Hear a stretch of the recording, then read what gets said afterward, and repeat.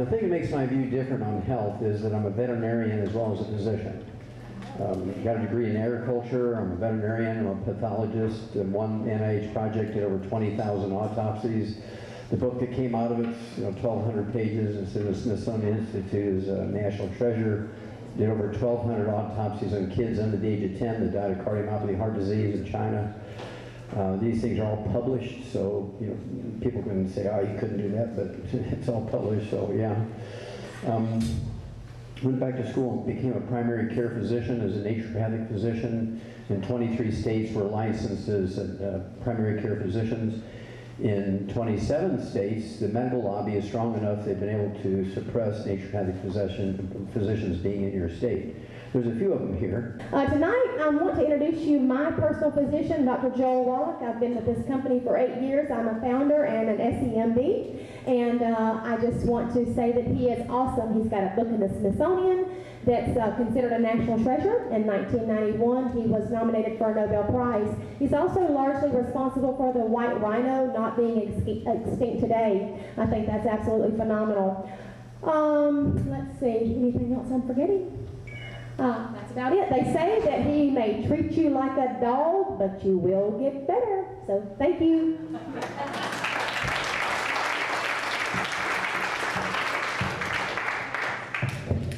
Okay, thank you, Brandy, and thank you, everybody. We're going to steam ahead here, and if you will, please hold the questions till the end. Cover article, Time Magazine, The Sorry State of American Health. We are in trouble. The sorry state of American health, we rank 92nd in healthfulness. 92nd in healthfulness. There's 91 other nations who are healthier than us, even though we spend more money for healthcare than all the nations of the world combined. We rank 60th in longevity. There's 59 other nations whose peoples live longer than us. God forgive us, we rank 41st when it comes to live births and first month survivability of babies. Okay? OBGYNs should all be put in jail when that happens, when they're responsible for a pregnancy and it winds up like that. Okay, there's no need for that. As you read into this, it says, despite scientific advances in medicine, Americans are less healthy than we used to be, and the next generation, our kids, are going to be worse off. How many of you heard that our kids are not going to live as long as us? Raise your hand. Okay, good. That's at least half the people in the room. Now that prediction will only come true if we keep doing what we're doing. As parents and grandparents, we have the opportunity to prevent that prediction from coming true. But we're going to have to be very proactive. We're going to have to do something different. We cannot keep going where we're going. And my favorite Nobel Prize winner, Albert Einstein, said many global things that are unimpeachable. My favorite is insanity is doing the same thing over and over and expecting a different result. And so the medical system has failed us. That's the message here. Our medical system has failed us. It's time to take it away from them. Going to them with petitions won't work. They're not going to change from petitions. They're making too much money. And so the only way they're going to humble down is when you don't use them anymore and they have no patience. So that means you have to take some responsibility. 20 years ago was the peak of longevity for women in America. Women now today, as of June 22nd, 2012, live 6 months shorter than they used to 20 years ago. It's going down, down, down, and it's accelerating faster and faster and faster. And that's because they're following the doctor's instructions, as you'll see in a moment. Doctors know nothing about health. They're taught to prescribe drugs and they're taught to do surgery. They know nothing about health. This came out April 16, 2012. It's an article from Food Chemistry, which is a very well-respected scientific journal that actually looks into the value of food for animals and for people. Okay? And they came out and said baby foods, they looked at 8 baby foods, including Gerber's, things like Similac, Enfamil. Baby foods might not provide adequate levels of micronutrients. Commercially available baby foods contain less than 20% of the recommended vitamins and minerals. Less than 20%! Dog food has 100%. Rat food has 100%. Chicken food has 100%. But baby food has less than 20%? That's because they're designed by pediatricians who have no knowledge of nutrition. If you look at Enfamil, and you look at Similac in any drugstore or grocery store, they only contain 13 minerals. Humans require 60 minerals. They're 47 sharp. You wonder why the babies are crazy. It has nothing to do with vaccinations. Just so you won't think that I'm making things up, it's not America's shame, it's a crime. All those OBGYNs and pediatricians that deal with this should be put in jail. And you'll see again in a moment. This is May of 2012. The initial reaction is to kind of giggle at that a little bit, but this is why you're going to be burying your children. Now, we're the #1 obese nation in the world. How many of you heard that? We're the #1 obese nation in the world. Okay, almost everybody. Now, what does that tell you about their theory, the medical doctor's theory and the government's theory on what causes and how to prevent and cure obesity? It sucks! It's 180 degrees from reality here. And so why would you keep doing the same thing over and over and over when we're the #1 obese nation in the world? No, you can't bring the kid in here. Okay. Okay, thank you. Okay? And so we're in danger here because the medical doctors who know nothing tell you they know everything. And you bought it. According to AARP, you all heard of AARP, right? American Association of Retired People. They're being more and more important here now as the baby boomers start retiring. The worst place to be in America when you're sick is in an American hospital. That's from March of 2012. Cover article. You get into the article, it says the number of patients who die each year from just hospital errors, just accidents. You know, they forget to turn on the oxygen when they anesthetize you. You're in there, you're barely alive from a heart attack, and they give you insulin, and you're not even the diabetic in the room. Those kind of things, they kill 4 jumbo jets worth crashing each week. That's 500,000 people a year. Now, if 1,200 people would die each week in commercial airliners, how many of you would fly? Nobody would fly! Why do you keep going to doctors? Well, okay. In this article, it also said every U.S. surgeon operates on the wrong person, wrong body part as often as 40 times a week. Now, how many times did you go back to the same mechanic if he kept working on your tires when you took your car in because you broke a head gasket? You keep rotating your tires. You would go back after the first time. You write him up on, you know, some kind of online analysis. But doctors, it's okay. Newsweek, August 2011, the one word that will save your life in a hospital. He doesn't look happy, does he? Those 5 surgeons are sure willing to stick him. He's not even anesthetized. So you go into the centerfold of this article. The one word that's going to save your life in a hospital is no! 2-letter word. You don't have to use 4-letter words, just a 2-letter word. Oh, you know, chemotherapy hasn't worked 9 rounds. It's what we do have this new experimental drug we want to try on. Otherwise, you got 2 weeks to live. No! If you only got 2 weeks to live, do you want to be given a drug that's going to kill you in 3 days? They chop you up and throw you in the dumpster as medical waste? They don't even know you. Would you rather spend the 2 weeks at home with your kids and your grandkids, your dog on your lap, and die amongst your friends and people who love you and share wisdom with you? So there's a time to say enough is enough, okay? Now, here's 7 doctors on the other side of the page coming at this patient, and that's why he's in this fearful position, because he's the only one in the hospital with money. Everybody else is on Medicare and Medicaid. The doctors don't want him. You see these signs in the doctor's office: we no longer accept Medicare patients. They don't have any money. They want the patients they can use as an ATM machine. So they're fighting like a hockey match over that one patient. Cover articles, Reader's Digest. I mean, this is not a secret. The best way to avoid hospital mistakes is not go there. Well, you say you have 2 opportunities to give your life for your country. One's on the field of battle and the other's in the VA hospital. People jumped all over me for that. Well, this came out in 1999. Veterans Hospital mistakes killed, this over a 14-month period, a little more than a year, killed 700 wounded veterans that survived the enemy, and they came there and the VA hospital doctors killed them. 3,000 mistakes in the same VA hospitals, which were not fatal, 700 were fatal in that 14-month period. This came out in February 2007. Full-page article, USA Today. I had to chop it up a little bit to get it on here. The data I'm going to share with you came from the Journal of the American Medical Association, the most prestigious medical journal in the world, and according to them. Disease Control and Prevention, a Center for Disease Control and Prevention, a federal agency out of Atlanta, Georgia. And here's what they said. 15 million Americans are killed, injured, and infected by medical doctors in their workplace each year. They don't even get an OSHA ticket. 15 million Americans are killed, injured, and infected by medical doctors each year in their workplace. They don't even get an OSHA ticket. 5.8 million in hospitals and 9.2 million in private offices and clinics. Now, would you fly commercial airlines if you knew that they killed, injured, and infected 15 million passengers every year? You wouldn't fly. So why do you keep going to these guys? These are front page stories. People still go to them. I find that interesting. Here's a gal went in to have her baby, 28 years old, to have her first baby, in a hospital right across the highway from Disneyland, for goodness sakes. The OBGYN was drunk. He cut her arms off at the elbows, cut her legs off at the groin. 2004. 6 months later, he did the same thing to a woman who came in with kidney stones. He's still working at that hospital. Yeah. Now, if I were her daddy, I'd take my Louisville Slicker down there and turn him into applesauce, right? If I was her husband, I started to take care of the baby, I would make me a 3-foot by 8-foot sign in color, say, Dr. So-and-so did this to my wife in a drunken stupor, and I want you to boycott this hospital until he's fired. He's still working at that hospital. Right? You got to do something. These doctors get a walk. These two gals went in for liposuction the same day. The doctor killed both of them in his office. The next day he's open, ready to go. He gave their husbands a card, say, call my insurance man and he'll settle with you.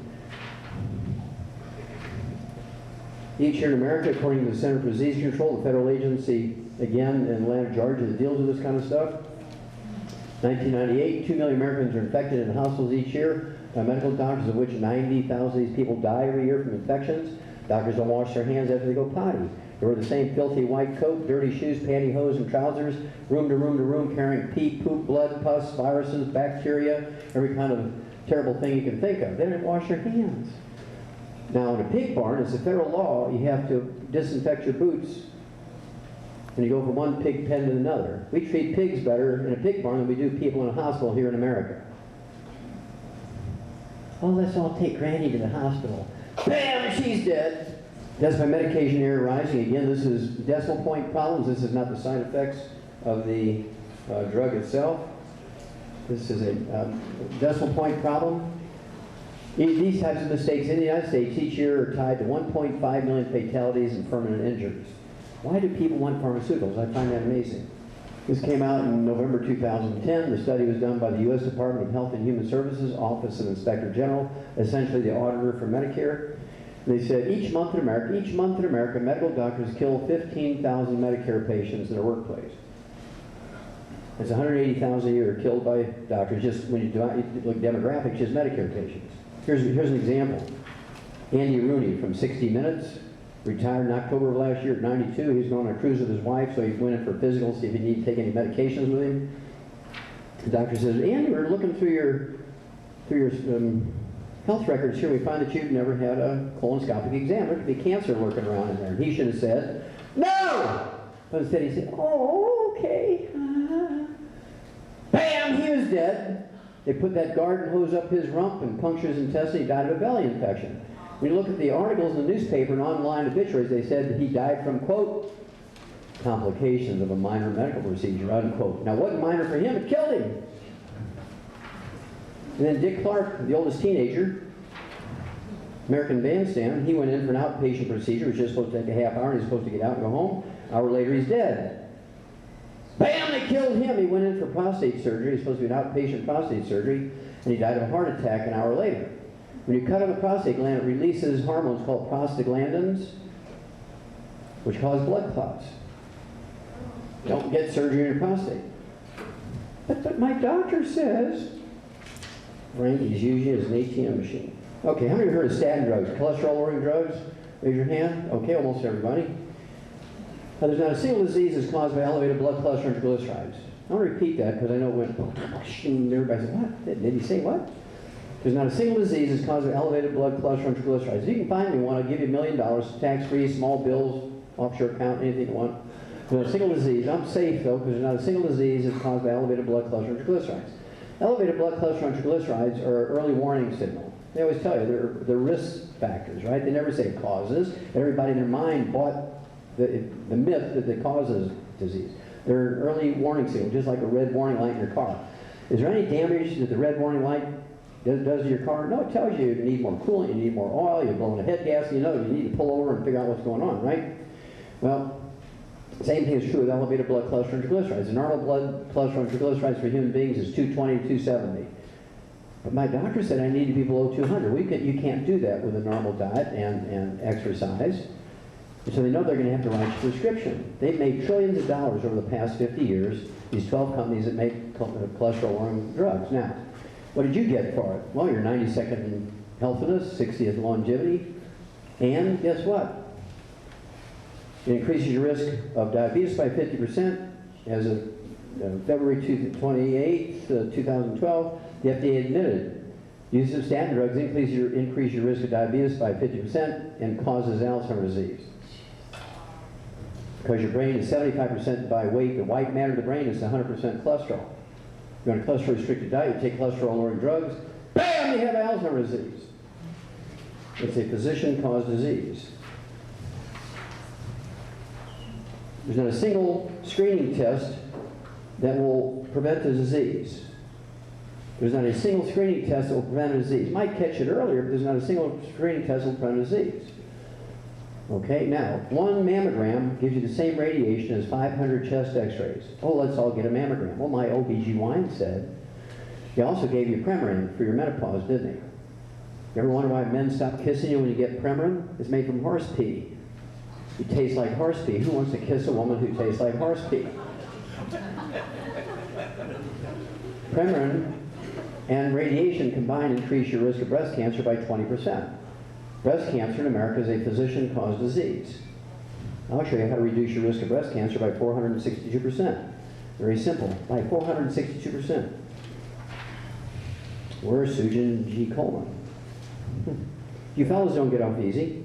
Do not get a PSA test.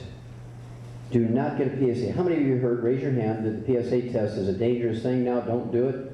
Even the FDA came out and said that recently.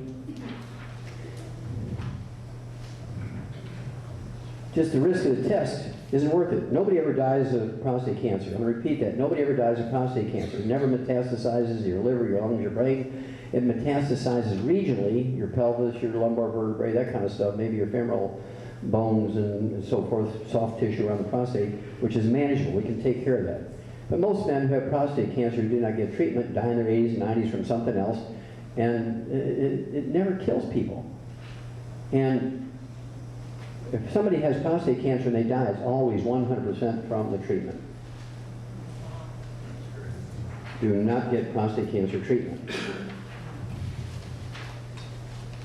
Time magazine, June 4th, 2012. Skip the screen. Experts say blood tests for prostate cancer don't save lives.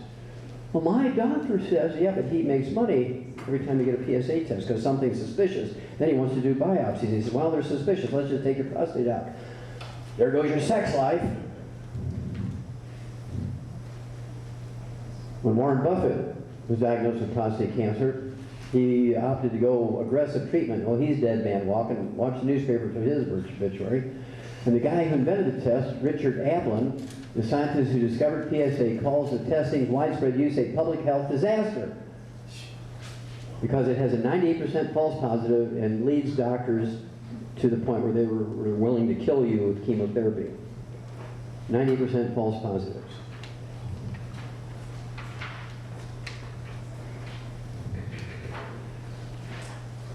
Senate committee came out in 2011, October 2011, they say, Senate committee accuses companies of gaming Medicare.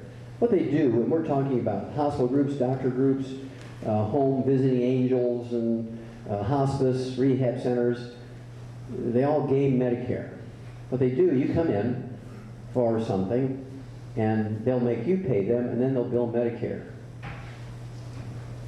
They'll break down their services to 5 different services, and they'll get 5 times what they should bill for because it's there. Insurance has been the worst possible thing for Americans for health care because all the systems just want to get into your insurance. You know, back when we were kids, the guys just wanted to get in the girls' pants. Now they want to get in your insurance policy. As a result, look at this. This came out 2011 again, August 2011, just about a year ago. Medicare costs for hospice up 70%. Why is that? That's because when you get into hospice now, let's say you're 87 years old, you're unconscious, you're in a coma, you're on an IV, and the family says, okay, we just pull the plug now. Granny's gone, she's brain dead, it's time, let her go. But they'll wait 2 weeks, and they'll call in their orthopedic surgeons, they'll give her double knee and double hip transplants, they'll do a heart transplant, they'll do dentures, they will do cataract operations, they'll put in ear implants because she was deaf, they'll send the codes in to Medicare and insurance companies if she has insurance, and they'll make, the average is right now $2.1 million on each Medicare patient that's in a hospice in the last couple of months of their life. Because the doctors are going in like vultures and getting everything they can as long as they're still breathing They're going to get everything they can because insurance will pay for it. So when you go into a hospice, you're just ATM machine for the doctor. You're better off having them at home and having visiting hospice people come to your house. And you can say, no!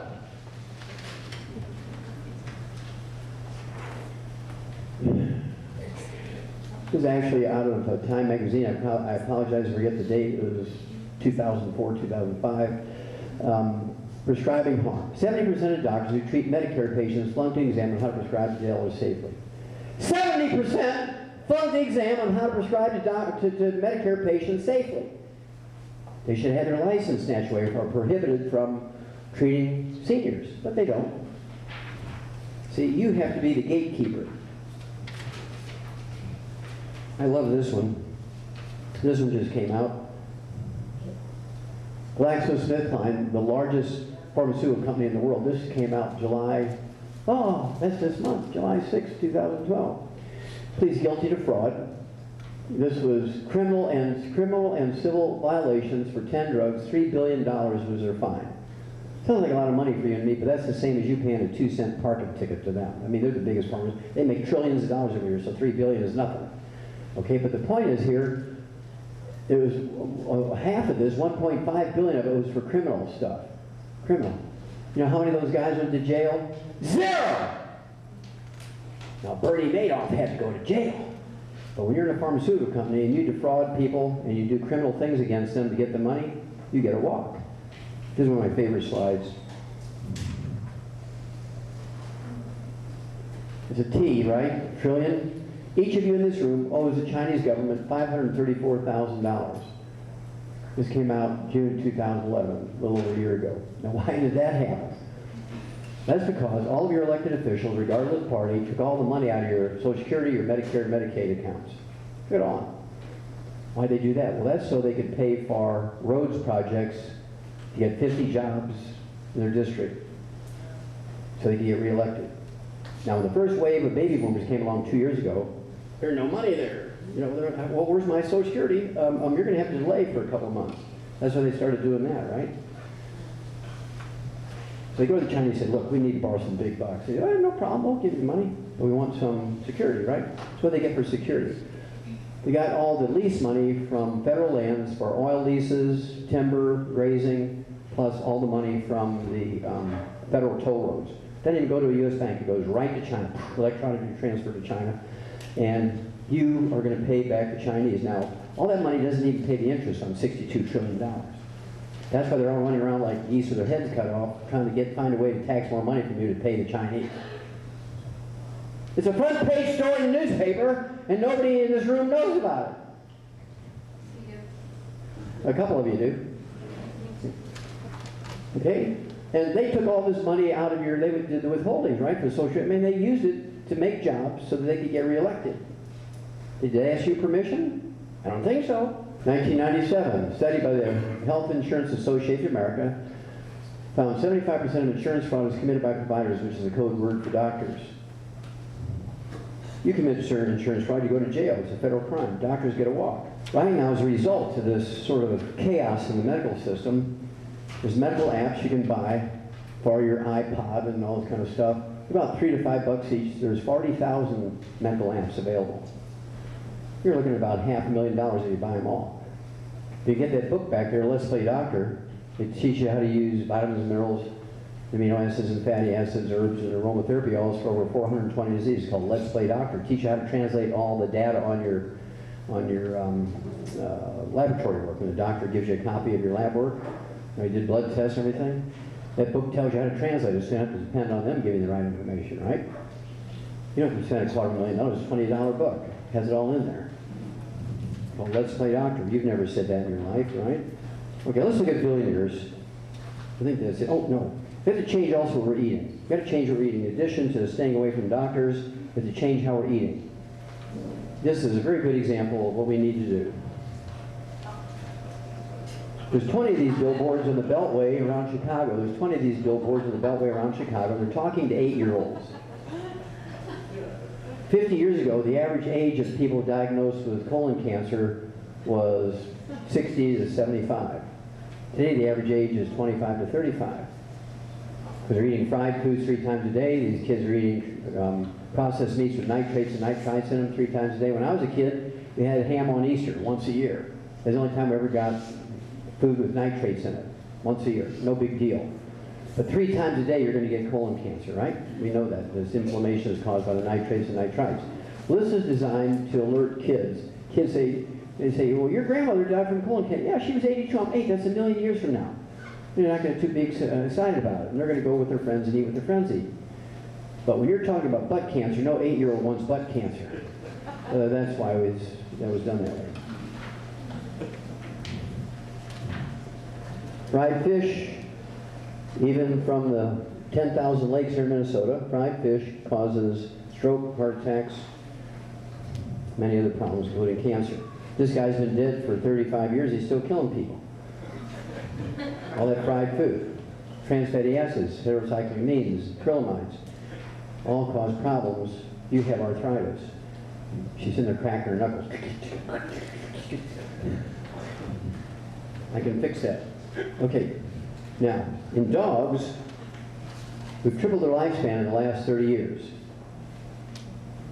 60 years ago, an old dog was 8 years old. A 10-year-old dog was 25. We didn't do that with wonder drugs, organ transplants, stem cells, genetically engineered proteins. We did it simply by putting vitamins, minerals in our food. Vitamins, minerals in dog food, right? We spent $100 billion perfecting the nutrition in dog food. $100 billion. As a result, we tripled their lifespan. We eliminated 900 different diseases, including every birth defect you can name. There's not a single birth defect in man or beast that is genetic. They're all caused by nutritional deficiencies in the embryo. All of them. We'll talk about some later. Okay? Well, if you ask your doctor or your veterinarian, let's ask your veterinarian, if I feed my dog table scraps exclusively and not dog food, would that be okay? And what's the veterinarian going to say? Oh, no, that dog's going to die. If you just feed him table scraps, he's not going to get enough nutrition. He'll be sick early. He'll live to be 8 or 10 years old instead of 25. You can't feed your dog exclusively on table scraps. You got to feed him on commercial dog food. We spent, $100 billion perfecting dog food. So, when it comes to $500 a month, or even maybe $500 a week, or $2,000 a week, there's going to be a place at which Duke is going to heaven.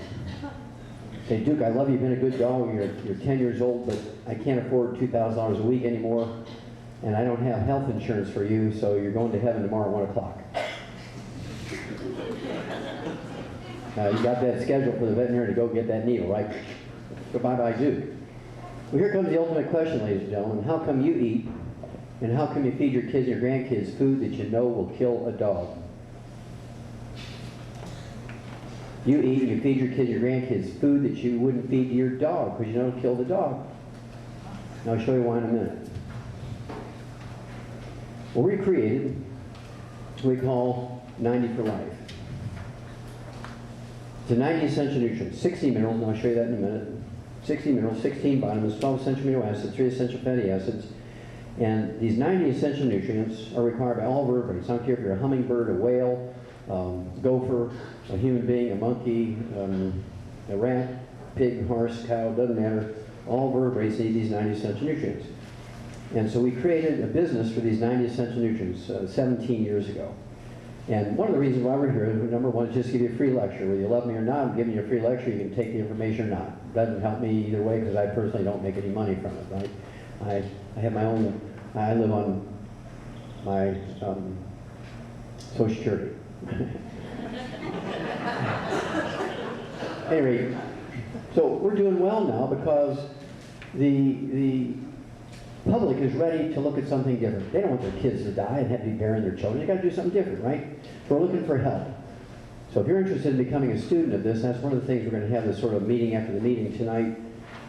That we're looking for help, and we pay outrageous amounts of money if you're interested. You'll only get paid if you help people. You're standing at the water fountain and drinking coffee and complaining about the manager won't make you money, right? Okay, 90 essential nutrients. Again, why are they called essential nutrients? Because we can't make them. We must eat them every day, either as food or supplements. Number two, if you're missing these at any length of time, seconds, minutes, hours, days, weeks, months, years, you get horrible diseases, all of which at some time along the line are fatal. We need 16 minerals, 16 vitamins, 12 essential amino acids, 3 essential fatty acids, and our food plants, our grains, vegetables, fruits, and nuts can take carbon dioxide out of the air, use the sun's energy in a process known as photosynthesis to manufacture long carbon chains from which the plant makes fatty acids, amino acids, and vitamins. These are all carbon chains that the plant makes for itself. But we eat the plants, we get those things. We need the plants because we can't make them. Now, minerals are a different story. 2/3 of the 90 essential nutrients are minerals. Did God reach into the earth and grab a handful of pharmaceuticals and make man? They reached down into the earth and he grabbed a handful of dust, right? Which is just fine particles of rock. So, 2/3 of the 90 essential nutrients are minerals, and plants only need 3. They need magnesium to make green chlorophyll, they need phosphorus, potassium to drive growth. Everything else the plant needs to get, plants get from the air, the atmosphere, and the sun's energy. I mean, that's an amazing system when you think about it. So we eat the plants to get the vitamins, amino acids, fatty acids, but plants only need 3. I'll show you in a minute. You can't tell by looking at the plant whether it has 3 or 20 or 40 or 60 or 70. You can't tell. Plants only need 3. So if you're eating a pretty good slice of organically grown multigrain bread, baked with love by the pastor's wife in the church on Sunday, you're 57 minerals short. Bam! You're dead. Now, how many remember the days when there was a wood stove? Anybody remember the days of the wood stove? Raise your hand if you remember. Okay. You know, you go visit Grandma and Grandpa and they have a wood stove. Now, did they throw the wood ashes into the recycling bin? I mean, where'd the wood ashes go?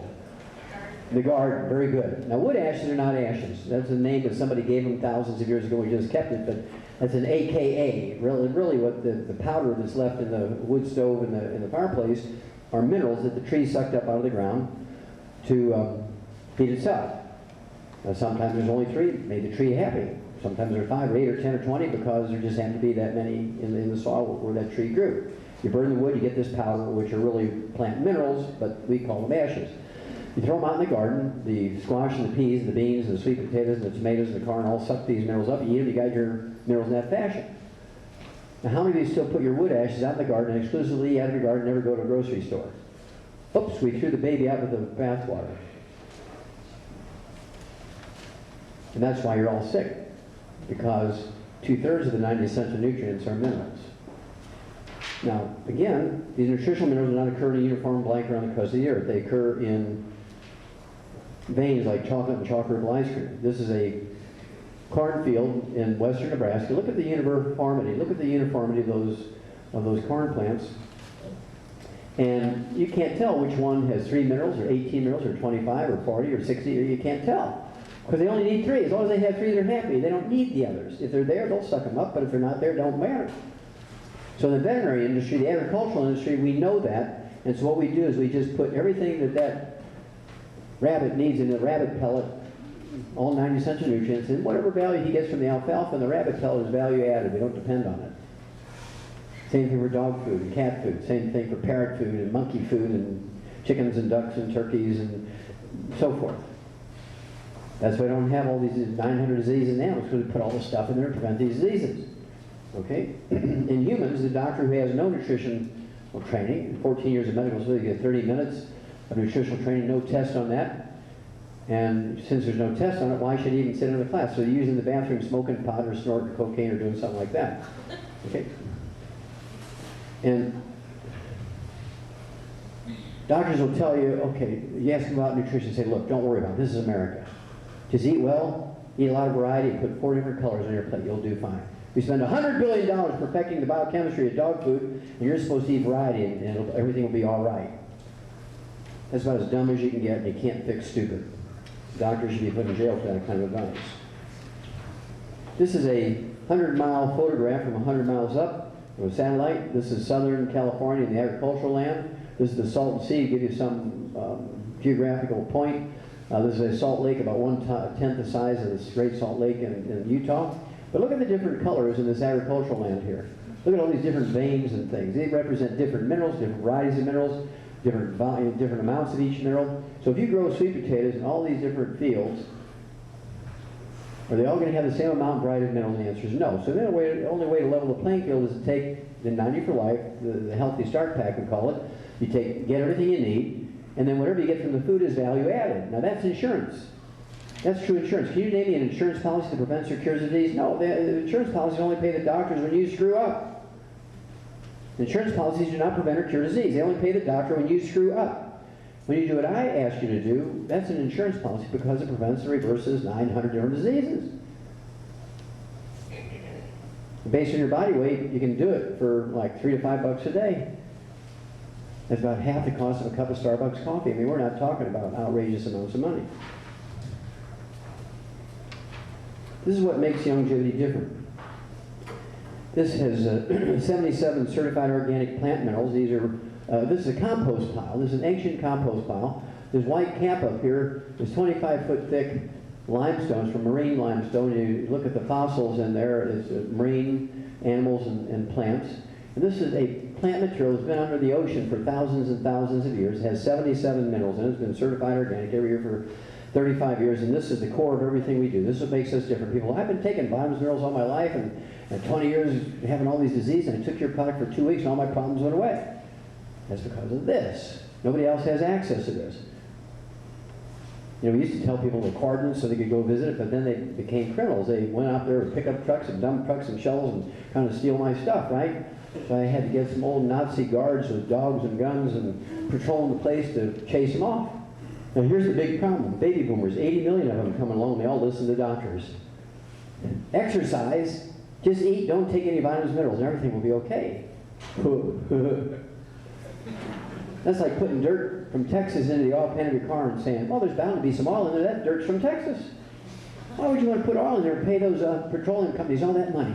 Just put dirt from Texas in there. You can get that for 50 cents a ton.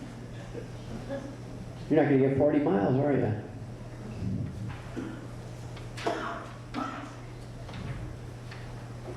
Okay.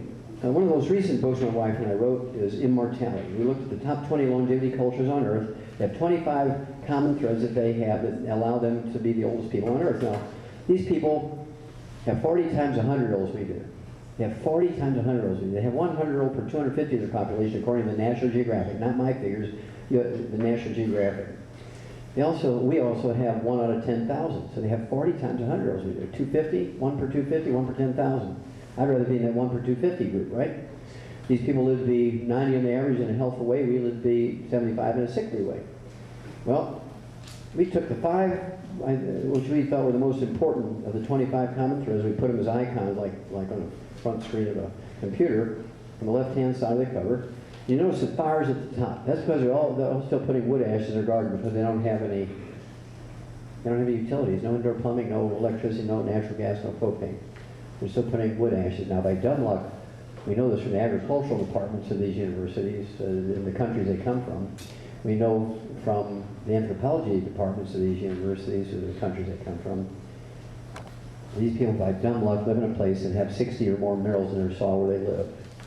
Just by dumb luck, and they're still putting the wood ashes in their gardens. So they're getting all 60 essential minerals just by dumb luck. Okay? 90 essential nutrients. They all live on a calorie-restricted diet. They only take in 900 to 1,000 calories a day. Americans take in 2,800 to 3,200 calories. They do not eat any bad things. No fried foods, no carbonated drinks. Not because they're smarter than anybody else, but who's going to build a drive-through when there's no cars or roads? I mean, 3 guys on burros coming through every day is not going to work very well to run a drive-through, right? They take 20 times to 50 times the antioxidants we do in their diets every day. Low calories, all 90 essential nutrients, and 20 to 50 times the antioxidants. According to Harvard Medical School, New England centenarian study, which comes out every year, Americans take in 1,500 ORAC points, which is a measurement that the U.S. Department of Agriculture came up with to measure the antioxidants in your food. Instead of saying, well, eat lots of dark berries, you have lots of antioxidants. What does that mean? Lots of antioxidants. You know, you need to know how many points. And so they gave them a national number, ORAC points. Well, we take in 1,500. These people take in 20,000 to 50,000 a day. That's where the super juices came from. Noni juice, goji juice, mangosteen, acai berry, pomegranate juice, all these exotic juices are consumed by these top 20 longevity cultures. And we think, oh, gosh, we drink that juice, we'll live a long time. No, there's 24 other things in the recipe. So if that's all you do is just drink one of these exotic juices, you gain 30 seconds. You need the entire recipe. Just taking chromium for diabetes won't work. You need the entire recipe.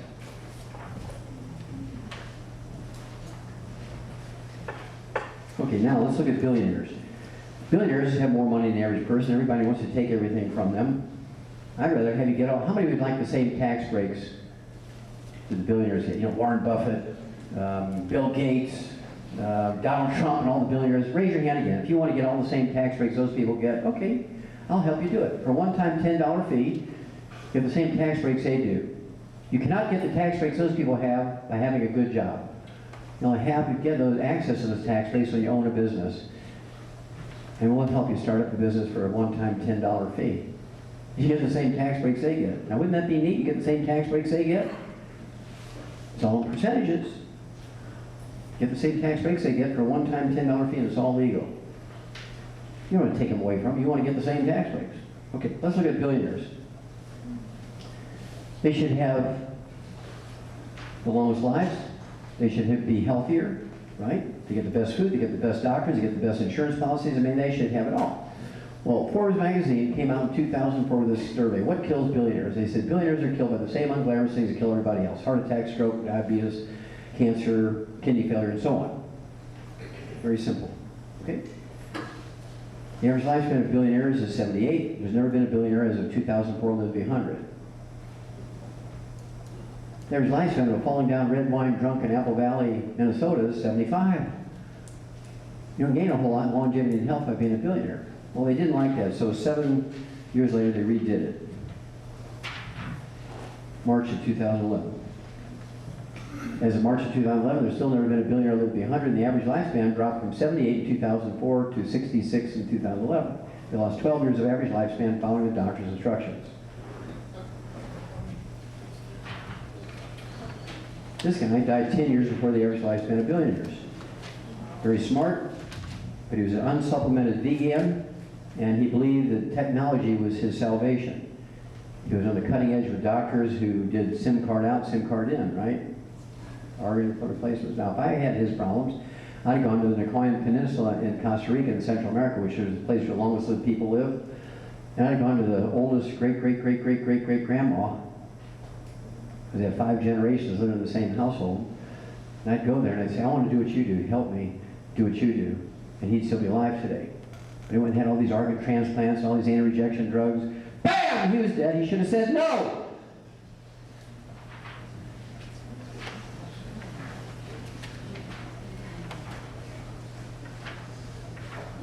Okay, let's look at athletics. Exercise is one of the most dangerous enterprises you can get into. With the exception of 3 black guys from the old Negro Baseball League days back in the 1920s, there's never been a professional athlete ever lived to be 100. If you take all professional sports together, the average lifespan of a professional athlete is 62. Football players is 51. Why is that? That's because they sweat. People who work out in the hayfield sweat, people who work in factories sweat. When you sweat, you're not sweating out water. What do people tell you to do when you're sweating? Drink plenty of water. That's good for hydration. But sweat is a soup that contains all 90 essential nutrients. So here you are you're sweating out 90 essential nutrients, which you can't find in your food to begin with. And here you're drinking water. What's happening to your nutritional reserves? Bam! You're dead! That's why the top athletes die. Usually they get a warning signal. They'll have some terrible breakdown in a tendon or ligament or cartilage or bone. And then the doctors run them in and do surgery on them. Don't change your diet, don't change anything else. Work it out, get in the gym, man, work it out. Bam, they're dead. We just got the entire Denver Nuggets team, and the entire Harlem Globetrotters team using our products. I was able to convince a few of them. Harvard Medical School, the Journal of the American Medical Association, 1982. While running, a man's risk of heart attack death increased by a factor of 700%. If you're a runner, you increase your risk of heart attack death by 700%. So when you ask your loved one to run and exercise because you get a little beer belly or a little bread belly, you're sending them to their death.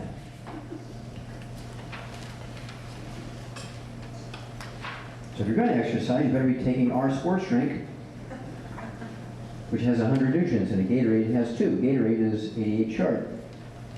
I could spend a lot of time on this, on the athletic stuff, but I don't have that much time, so I'm going to pass on that. You can ask me about that if it's of interest. We do have the sports drink called Rebound. It's made for Theo Ratliff. His career was over at age 28. 12 years later, he just retired. He played for 12 more years after the orthopedic surgeon for the Atlanta Hawks. As his career was over, made $140 million. after they told him that his career is over, we made this for him. This Rebound has 100 nutrients in it. Gatorade has 2. Gatorade is 88 sharp. This has 100%. Well, doctors in 1999 didn't want to believe my 1993 audio cassette tape did, Doctors Don't Lie, in which I said the average medical doctor, the average family practitioner, and primary care physician lives to be 58. Why would you go to a group of people whose average lifespan is 58 to learn how to live to be 120 in a healthful way? They didn't like that, so they did their own study. And they said, oh, well, Wallach lied. The average family practitioner and primary care physician doesn't live to be 58 like Wallach says. We live to be 56. They were so eager to show that my statistics were wrong, they failed to recognize that they showed they died 2 years earlier than I said. So I'll go along with them, and I do apologize for giving them too many years.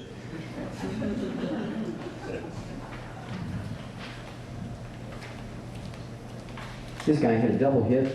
What a great name, Socrates, Brazilian soccer star. He was a cardiologist also.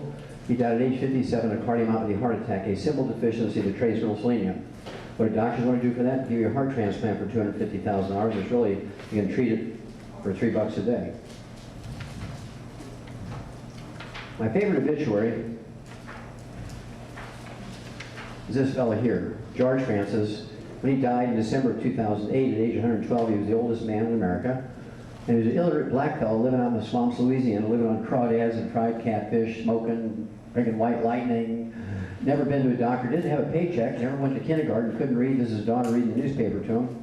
Never had a paycheck, so never had any Social Security or Medicare or Medicaid, no Social Security number. I mean, this guy's living out in the boonies, right? No utilities, and he's throwing his wood ashes into his garden. Now, I love this obituary because of this, and one other thing at the bottom I'll show you in a minute. It says, he lived through 19 U.S. presidents. The average lifespan of whom is 75. They have at least one university degree, unless they're a lawyer, then they have 2. They're cared for by medical doctors. The average lifespan is 56, which is exactly half his age. They have at least 2 degrees, one pre-med, then the other is a medical degree, and then if they have specialty, they might have 3 or 4 degrees.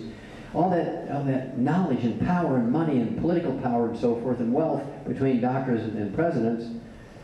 Presidents live to be 75 and doctors live to be 56, and here's old George, a swamp rat out there in Louisiana eating crawdads and fried catfish and Creole food, lives to be 112. When he died, the reporters asked his daughter, what did your daddy do to live to be 112? And she said he broke all the rules of healthy eating. Who comes up with the rules of healthy eating? Medical doctors who live to be 56.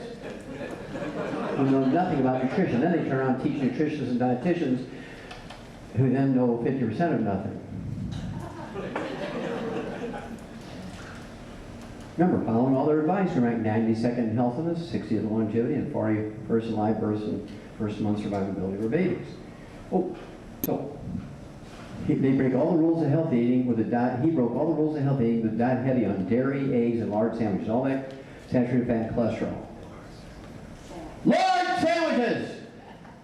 Now, if there's a 5-star chef in France, and the president of France says, I want a French croissant, are they going to use canola oil to make that French croissant? No, they're going to bake it in butter and lard and cream and eggs. And they live 10 years longer than us. The French live 10 years longer than us. And they eat all that saturated fat and cholesterol. And we follow the doctor's advice, we live 10 years less. They live to be 56.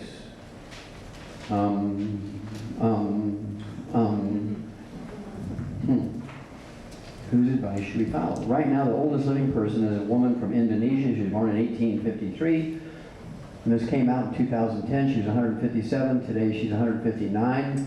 She actually, this was supported by her birth certificate and her baptismal records in the Dutch Reformed Church in Indonesia. Linus Pauling died at 93. Started taking mixing bowls full of vitamins and minerals when he was 20 years old because it was his passion was vitamins and minerals. His passion was vitamins and minerals. He won 2 Nobel Prizes. His first one was the research on the nutrition of genes and chromosomes and enzymes. A gene will not work without vitamins and minerals. You have to have vitamins and minerals as cofactors. And that's why you can't just take one nutrient and expect to solve a problem. You need all these cofactors to make everything work. When he received his first Nobel Prize for studying the nutrition of genes, chromosomes, and enzymes, he said, quote, you can trace every sickness, every disease, and every ailment to a mineral deficiency.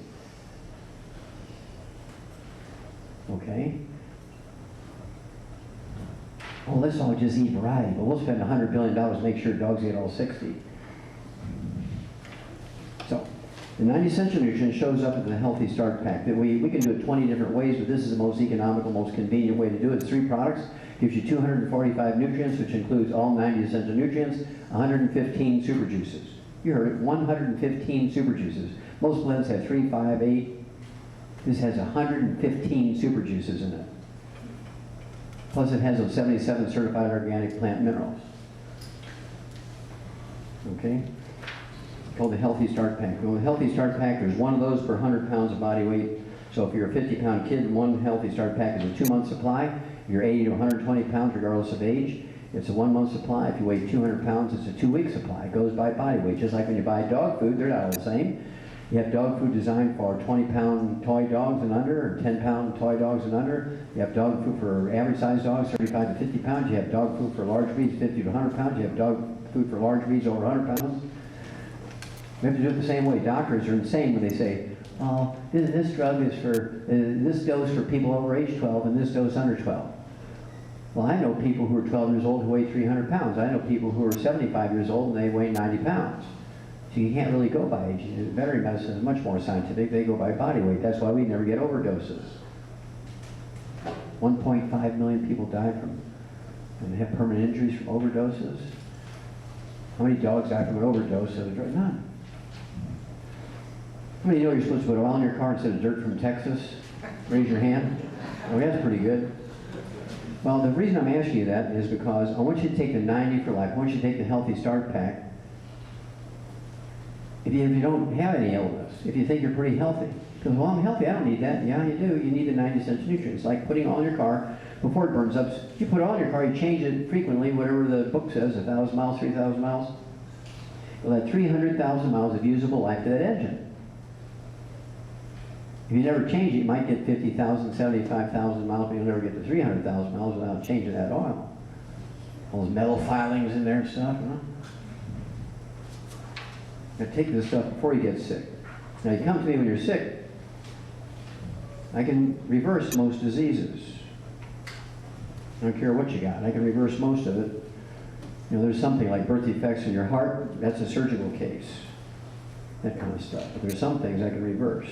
Most of them. Let's look at some of these. We'll do this quickly. I've got a half hour to do this.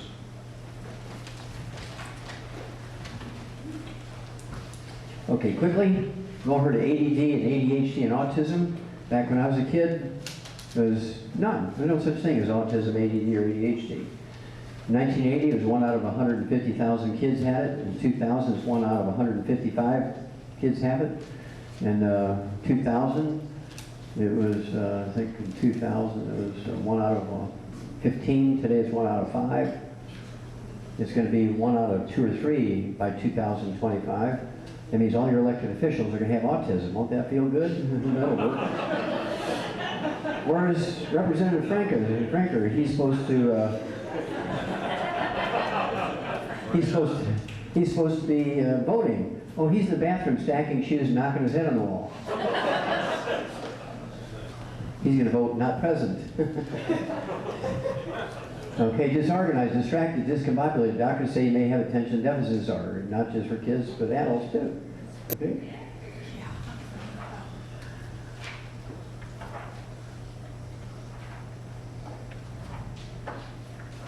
Autism is actually caused by dietary problems. That's why we have so many kids have it today. It's a dietary thing. Back when I was a kid, when I had breakfast, when I weaned off my mom's breast milk, I was weaned off onto cheese, eggs, baked sweet potatoes with butter, and beets. That's what I had for breakfast, because four of my grandparents were from Eastern Europe. They were from the Ukraine, right on the Russian border. They were beet farmers and cattle farmers. That's what I ate. Okay? Today, we wean our kids off of Similac and Enfamil that have only 13 minerals in it, onto Fruity Pebbles and apple juice, which is all carbohydrate and sugar. I wonder why they're crazy. It's not vaccinations.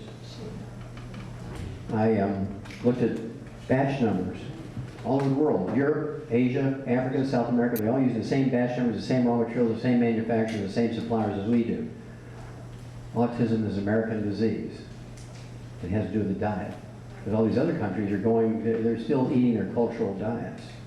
They don't eat fruity pebbles and apple juice and things like Sunny Delight and sugar frosted flakes and twinkles and Cocoa Puffs. No vitamins and minerals. Oh, that's lovely. The brain will really work on that. Okay, obesity again. We're the #1 obese nation in the world. Obviously, they don't know what they're doing, so we have to take over. Just a reminder, when I grow up, I'm going to weigh 300 pounds. Oh, that's lovely. 70% of our kids are under the age of 12 are overweight and 40% are obese, 30 pounds or more of their ideal weight. It has nothing to do with too much screen time, not enough exercise, or eating too much. None of that counts. It's actually caused by a deficiency of single nutrients. You give them those nutrients, it goes away. Real simple. This is why our kids are going to die before us. It's not the weight that causes these diseases, but it's the same class of problems. In other words, heart disease is caused by deficiency, so is obesity. Nobody's ever deficient in a single nutrient. Don't clip your nails in the front row, please. I hate that. BAM! Clickety, clickety, clickety, clickety, clickety, clickety. Personal hygiene in the bathroom, please. Are we on an airplane? It's worse than that, dear. I'm in control. Take all that crap on the airplane, too. Yeah. I pour water on people in the airplane when they do stuff like that. Okay. So anyway, this is caused by the same thing that causes obesity, is nutritional deficiencies. Not necessarily the same one. Remember, there's 90 essential nutrients. And you see people with arthritis and high blood pressure and diabetes and lupus and they got periodontal disease and cataracts and dementia. They're deficient in 15 nutrients. Give them all 90, it all goes away. My doctor says I just have to eat variety. Well, that's working real well for you.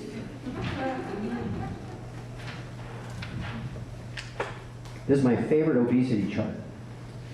This came out in 2006 and said it really needs to be moved over and put 2012 here to say 40% right now in 2012, obesity. This is for adults. 1980 it was 15%. 2000 it was 30%, doubled. 2006, 34%, 2012, 40%. Now this is following the doctor's instructions, following the government's instructions, eating more carbohydrates, more whole grains, more exercise. You see, they know nothing about nutrition. Now if you're to eat a half a stick of butter, that'll be maybe 1,000 calories if you eat a half a stick of butter. You won't be hungry all day. Even though there's 9 calories per gram of fat, 4.5 calories a gram per carbohydrate, but you eat a organically grown multigrain muffin with blueberries in it, organic.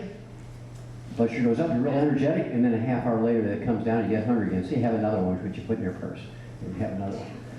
Then your energy goes up, half hour later sugar comes down, blood sugar comes down, you're hungry again. So you go over for lunch to Olive Garden, all the whole wheat, organically grown pasta you can eat. There's 3,000 calories. Then you really get energetic, and by 3 o'clock you're asleep because you have narcolepsy from all your blood sugar dropping down. And then when you wake up, you're starving. You eat 6 packs of Lay's potato chips because you just can't eat one. They say it right on the label, you just can't eat one. Have a couple of carbonated drinks, those are 500 calories a piece, so by the end of the day they have 8,000 calories eating all those carbohydrates. Well, following the doctor's advice, this is what you're going to get. If they were correct, the chart should look like that, shouldn't it? Wrong! Wrong! Wrong! Stop following their advice. What do you give cattle to fatten them up? Whole grains. You eat whole grains, you're going to fatten yourself up. I have a book over there called Hell's Kitchen. Kitchen can be a place of hell or heaven. And what you do in there. You ladies can kill all your men. You might want to kill them, I don't know. Just get a good insurance policy. At least getting something out of it. These are the kind of people I treat. 1,200 pounds. This gal had 2 Guinness World Book of Records. She weighed 1,242 pounds at her peak weight. She lost 736 pounds. She lost the most any officially recorded. She weighed the most of any woman ever weighed officially. And then she died. But she was happy because she had 2 Guinness World Book records.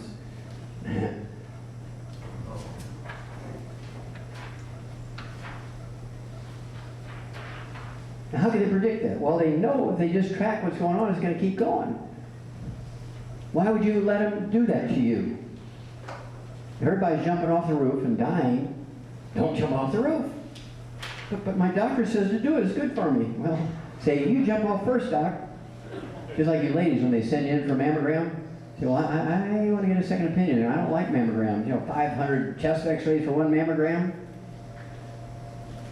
I tell you what, doc, you put your testicles in that machine, let them crush your testicles and run radiation through there, then I'll think about a mammogram.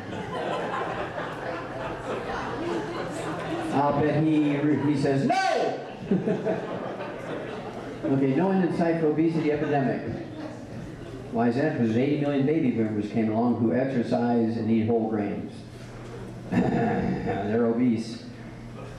Here's another. I'll give you a couple of clues and I'll tell you what the cause is.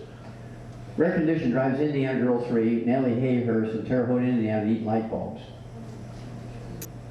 She prefers wood, paper products, cardboard sticks. She loves rocks, dirt. She loves Diet Coke cans, not plastic Coke cans, just Diet Coke cans. She's the magnets out of the shower curtain. She loves plastic bottles and toys. She has the same problem pregnant women have. Now, I know she's not pregnant. She's 3 years old. I don't have to examine her. She's not pregnant. So why does she have the same cravings that a pregnant woman has? I'll give you a hint. Women get pregnant and they have cravings because the embryo is stealing nutrition from the mother faster than she's taking it in. And so she'll eat because she has those cravings, and she gains 30 pounds or 50 pounds of baby fat during the pregnancy. If she has 5 pregnancies, she's 300 pounds by the time of the 5th pregnancy. And now she's 50 years old. She's, I just haven't lost my baby fat yet. And I mean, I go to the gym, I go to curves, and I just work out and sweat. And the more I sweat, the fatter I get. That's because of your sweat. You're sweating out nutrients, aren't you? You get hungrier.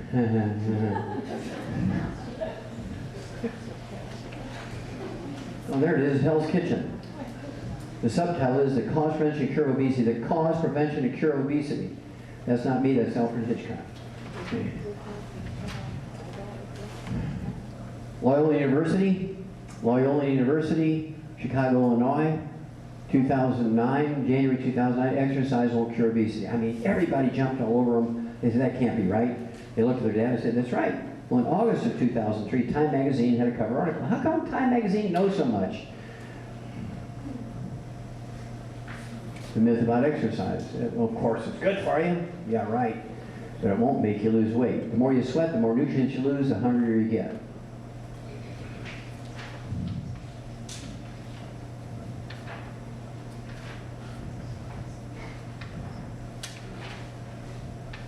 Okay, 3 more on obesity. To add to that 90 essential nutrients appropriate, if you weigh 300 pounds, you need to take 3 healthy starter packs per month. 1 full dose of breakfast, lunch, and dinner. It goes by 1 pack per 100 pounds per month. So, it has meal replacers, only 80 calories, sugar-free, so it's good for diabetics. It has some accelerators here to help you very calmly lose weight. It has gluten-free fiber, water-soluble fiber, makes you feel satiated. Great little kit, helps you with portion control. But this is one of our really secret weapons, ASAP, ASAP. As slim as possible, as soon as possible.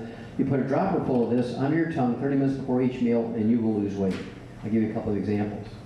This is Jerry from Salt Lake City, Utah. And he was with us for, I don't know, 12 years, and he was very healthy basically, but he had this big bread belly. He didn't drink any beer, so it wasn't a beer belly, it was a bread belly. He ate whole grains because the doctor said eat whole grains, so look what he got. Well, he threw the ASAP into the system, and in 2 months' time he lost 37 pounds, all from his belly. Okay? That's what it's supposed to be. Can't go back to ever eating grains anymore. Now this is Brandy. This is a little gal who introduced me. And this is her when she started, 5'2", 157 pounds. And she'd been with us for 8 years. She started adding the ASAP to the system, and 2 months later she'd lost 49 pounds. There she's standing right back. Wave at him, Brandy. Give her a hand, folks. Hooah! Everybody who uses this system loses weight. It cannot fail you because it's been designed to be successful. We have a weight loss coffee, Java Fit Diet 62. If you like coffee, it'll make you lose weight. You want to make a business out of it and give Howard Schultz to run for his money. Read this book, and we'll help you build a business. Okay? Now, how many of you ever heard of Alzheimer's disease? Raise your hand. Remember I told you earlier, Alzheimer's disease is a physician-caused disease. 75% of your brain weight is this myelin, the white matter of the brain. It goes away when you have Alzheimer's disease. The naked nerve fibers tangle up and results in Alzheimer's disease. Well, this myelin of the brain makes up 75% of your brain weight, and it's 100% cholesterol. You want a cholesterol-restricted diet, you take cholesterol-lowering drugs, bam, you have Alzheimer's disease. Alzheimer's disease, tidal wave feared. Why is that? Because there's 80 million baby boomers come along who took statin drugs to lower cholesterol because their doctor said it would help them live to be 100. That was 2000, 12 years ago. This 2009, 3 years ago, 3.5 years ago almost, Alzheimer's on a relentless upward trajectory. Look at that again. Here's the baby boomers popping up here. Numbers look particularly grim for baby boomers because they made egg beaters for baby boomers. They made boneless, skinless chicken breasts for baby boomers. They made margarine and oils for baby boomers. They made statin drugs for baby boomers. Big market, 80 million. Well, this is the way it should look if the doctor's theory was right. But following their theory, it looks like that.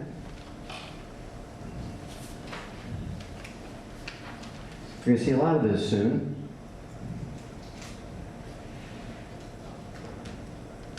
In 2011, a mother and son shared the bonds of love, Alzheimer's disease, and the same doctor who lowered their cholesterol. Pat Summitt, great basketball coach, winning his basketball coach either against men or women, doesn't matter. Mother and son, lower your cholesterol. Bam! You have Alzheimer's disease.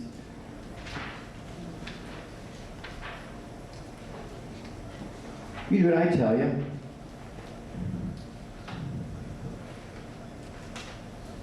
I don't have time to go into the whole story here, but if you do what I tell you, Johns Hopkins from Baltimore, Maryland came out, and this is 2004, a 10-year study, just by taking a couple of vitamins and a special diet, which we can get into during Q&A, reduce your risk of Alzheimer's disease by 78%, because it's not a genetic disease. It's caused by what you eat and what you don't eat. Just by taking a couple of vitamins and doing a particular diet, you can reduce your risk. And this is Johns Hopkins in a 10-year study. Johns Hopkins Medical School, very well-respected medical school, not me. Okay, I'm just reporting what they said. They do what I tell you, you can reduce your risk of Alzheimer's disease by 100%. Well, I'm going to listen to my doctor. You better hurry, because he's 55 and 11 and a half months old.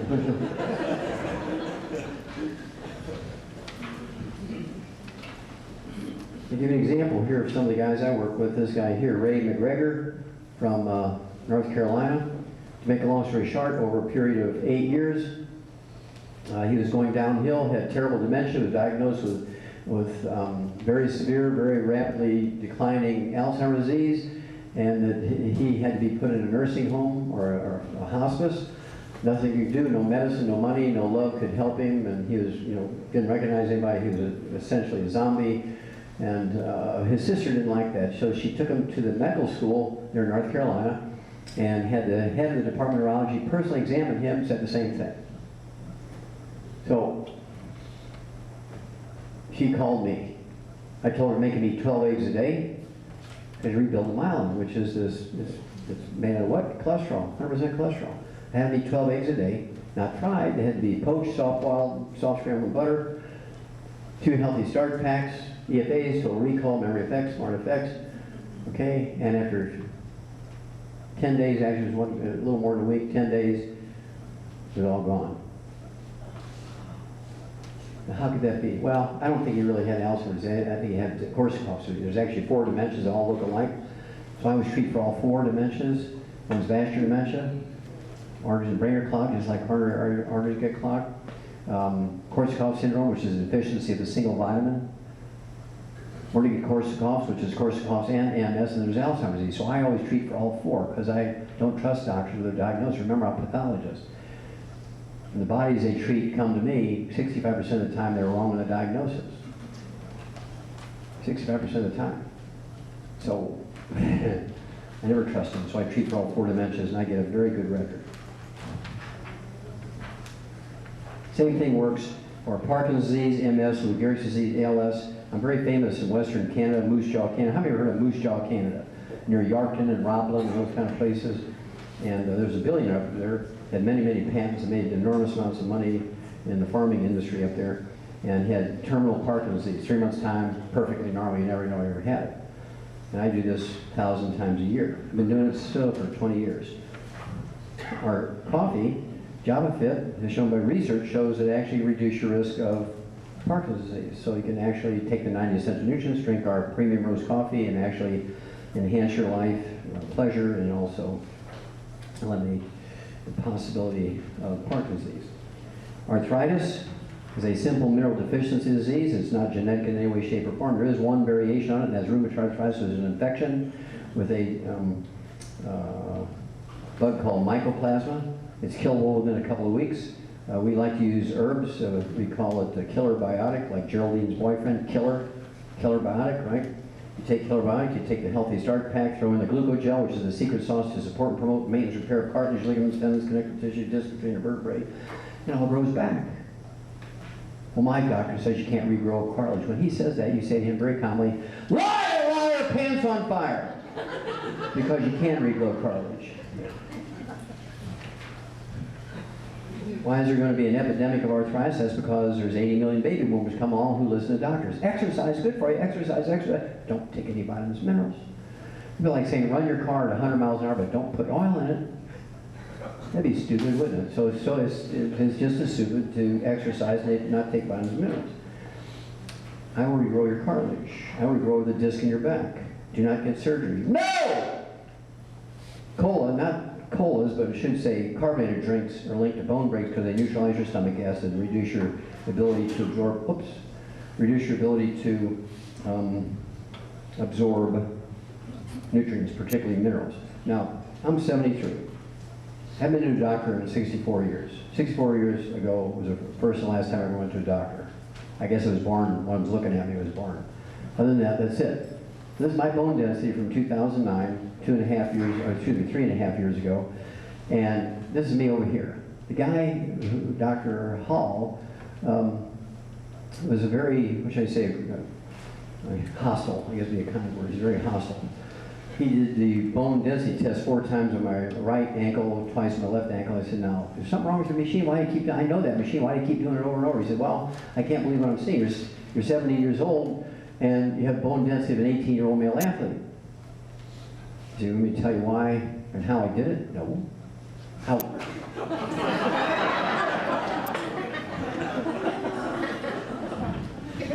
It's a true story. He didn't want to know. Now, my bone density, all my blood chemistry, my blood oxygenation, my urine tests are all that of a 16 to 18-year-old male athlete. So chronologically, I'm 73, but biologically, I'm 16 to 18. That's where you want to be. When you're 120 chronologically, you want to be biologically 50. You do not want to be chronologically 50 and biologically 100. That doesn't work. Okay? Popular osteoporosis drugs linked to hip breaks. How many of you heard of Fosamax and Boniva? Anybody know where Sally Fields is? Haven't seen her in a year, right? Did she die from the complications of the drug? Did she get a hip fracture? She got so much hate mail from people whose faces fell off and they lost all their teeth? Did she quit? And she's hiding in some island? You know, she wasn't at the Oscars this year.'s always at the Oscars. She wasn't there this year. She did. I mean, hey, hit her good. 1-800-BAD-HIP. Harvard Medical School, the New England Journal of Medicine, 10 years ago, July 2002. These surgery for arthritis worthless. This is from Harvard Medical School, published in the journal, New England Journal of Medicine. These surgery for arthritis worthless. You go to an orthopedic surgeon and say, "Look, I've been to 3 orthopedic doctors. They tell me I got bone to bone arthritis. The only thing left for me is joint replacement surgery." And I'll say, "Well, yeah, they're right, but I'll only charge you half. If you give me cash, I'll only charge you a quarter. Then I'll bill Medicare and I'll game the system." So, if this came out, Harvard Medical School, New England Journal of Medicine, why do they keep wanting to do the procedure? $25,000 bucks. See, I can regrow your cartilage. Give me 90 days. If I fail, you can always go get the surgery, right? So go get the surgery first. I can't always get you unsurgery, uninfected, unparalyzed, and undead.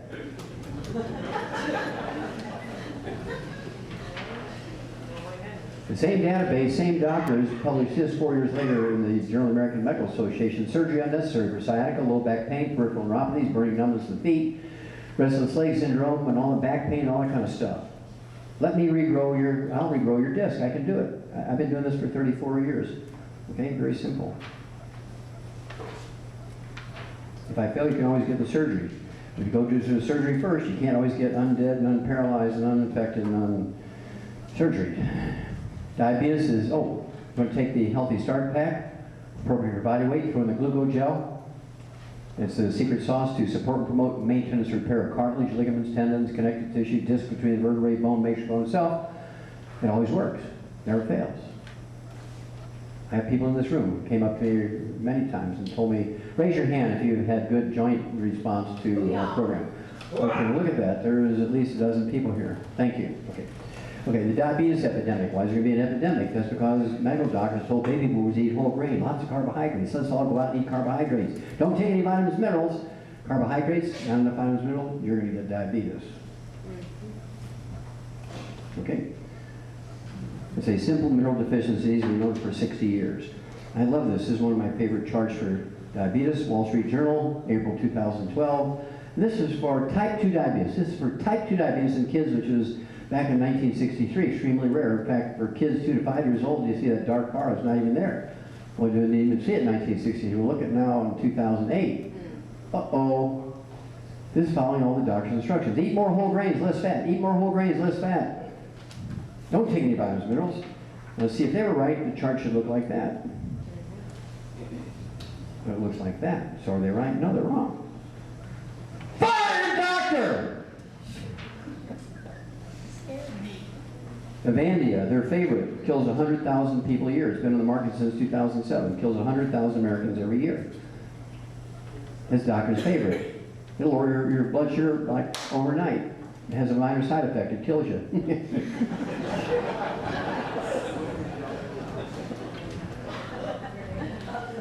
Cholesterol-lowering drugs, statin drugs, increase your risk of type 2 diabetes by 50%. Oh, let's all take those.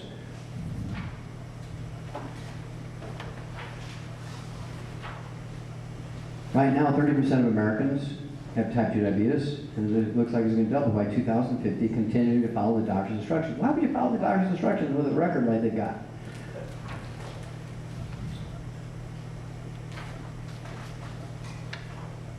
So you take the sweeties along with our Healthy Start Pack. You take the sweeties, you add the sweeties to the Healthy Start Pack. Take your fasting blood sugar in the morning before you medicate yourself, and as your blood sugar drops, and it will drop, it always drops, drops, drops, drops. And when your blood sugar drops when you're diabetic, you take less medication. If it goes up, you take more medication, right? You just do what the doctor told you to do. As your blood sugar's dropping, you take less medication. When you get down below 100 without medication, you don't need medication anymore. People always say, well, how do I know when I get off my insulin or my glyburide or my drugs? Well, when your blood sugar's below 100 without medication, you don't need drugs anymore. You take this stuff to the doctor, he's going to say, oh, that doesn't work. Oh, okay. Are you that dumb? A lot of people are. You have to start younger and younger and younger and younger because you get an 80-year-old person with 18 diseases, they're scared, they're going to continue listening to the doctor. I actually have a CD out called Until Death Do Us Part.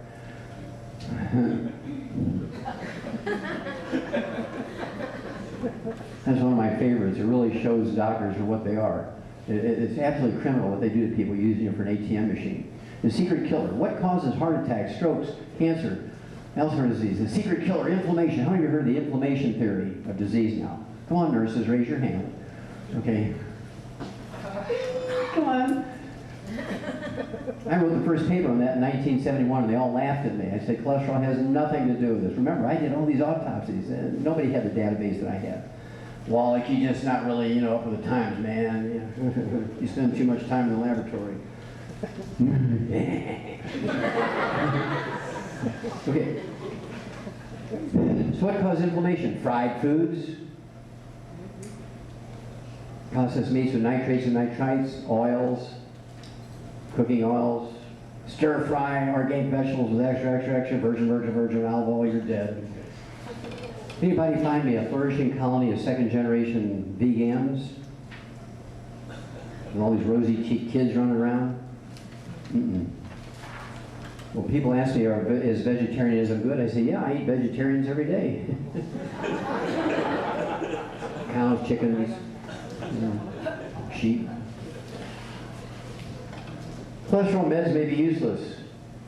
This is a cover article, Saturday Evening Post. This is May, June 2012. Cover article, pill shocker. Cholesterol meds may be useless. Now, there was an interview of 10 professors of cardiology at big universities around here, and basically what they said was this. Remember, this is May, June 2012. This is cardiologists saying this to the reporters at the Saturday Evening Post. Cholesterol levels are actually a fairly weak predictor of who will have a heart attack. What? Up until just a few weeks ago, you have cholesterol 201. Man, you're going to die of a stroke. We got to get you on cholesterol drugs. I mean, now, you've got to stop by the pharmacy, fill this prescription, take the whole bottle right now. You're going to die of a stroke tomorrow morning if you don't get your blood cholesterol down below 200. Dead cholesterol. Oh my God, ugly. Now it's a fairly weak predictor. I said that in 1971. They thought I was nuts. This guy here, to make a long story short, 300 pounds. He had to be on 3 healthy starter packs per month. He had cardiomyopathy heart disease, which is a selenium deficiency. He had coronary artery disease. He had to get him off all the fried foods and all the bad stuff and oils and so forth. I also gave him the ultimate daily tablets, which gets blood flowing for blocked arteries, supports healthy blood pressure. And then he also had congestive heart failure. The most common cause of heart death in America is caused by deficiency of a single vitamin. It was discovered in the year 1712 by a Japanese naval surgeon. But why would a doctor want to make $3 a day from you? You're going to do a $250,000 heart transplant. This guy was on the heart transplant list. It's a very complicated story, but to make a long story short, we gave him all these nutrients. In 5 days' time, his team of cardiologists and heart transplant surgeons took him off of 27 prescription drugs, took him off the heart transplant list, and deemed him to be cured of all his 3 heart diseases in just 5 days. He was so deficient, if you just read the label of my program, he'd have been cured.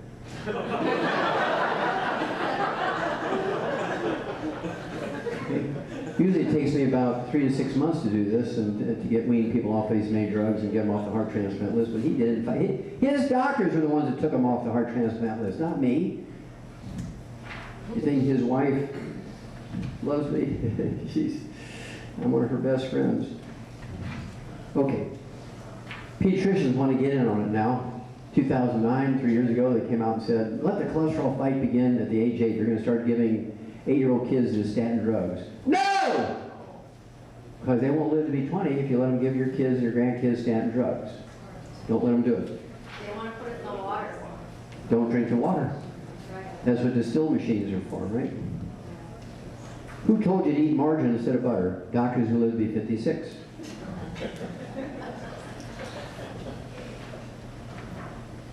This is my favorite article on cholesterol. New England Journal of Medicine out of Harvard Medical School. Dr. Kern's on the staff there. He's doing a normal physical, just a regular annual physical. This 80-year-old guy, and all his blood work is normal, his physical is normal, and 80 years old. He was quite surprised. He says, well, come on now, would you like me to write you a prescription for Viagra? He said, no, I'm doing pretty good in that area. He says, well, 88 years old, do you have any secrets? He says, well, yeah, I eat 25 eggs a day. He said, what? And he reran his cholesterol all normal. 25 eggs a day? Why do you eat 25 eggs a day? And he straightened up through his shoulders back and says, it makes me more studly. And that's because testosterone, estrogen, progesterone, adrenal hormones are all steroid hormones, 95% by weight cholesterol. You want a cholesterol restricted diet, you go on cholesterol lowering drugs, or ain't nobody home anymore.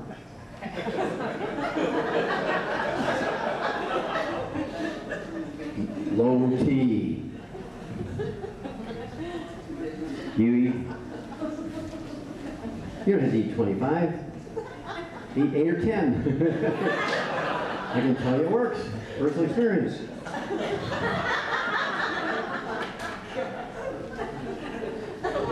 You take your 90 essential nutrients, which will help your testicle Sertoli cells actually make testosterone. That's Sertoli cells make this testosterone. Ladies, you have menopause because of low cholesterol. Well, remember, the normal cholesterol is 220, 270.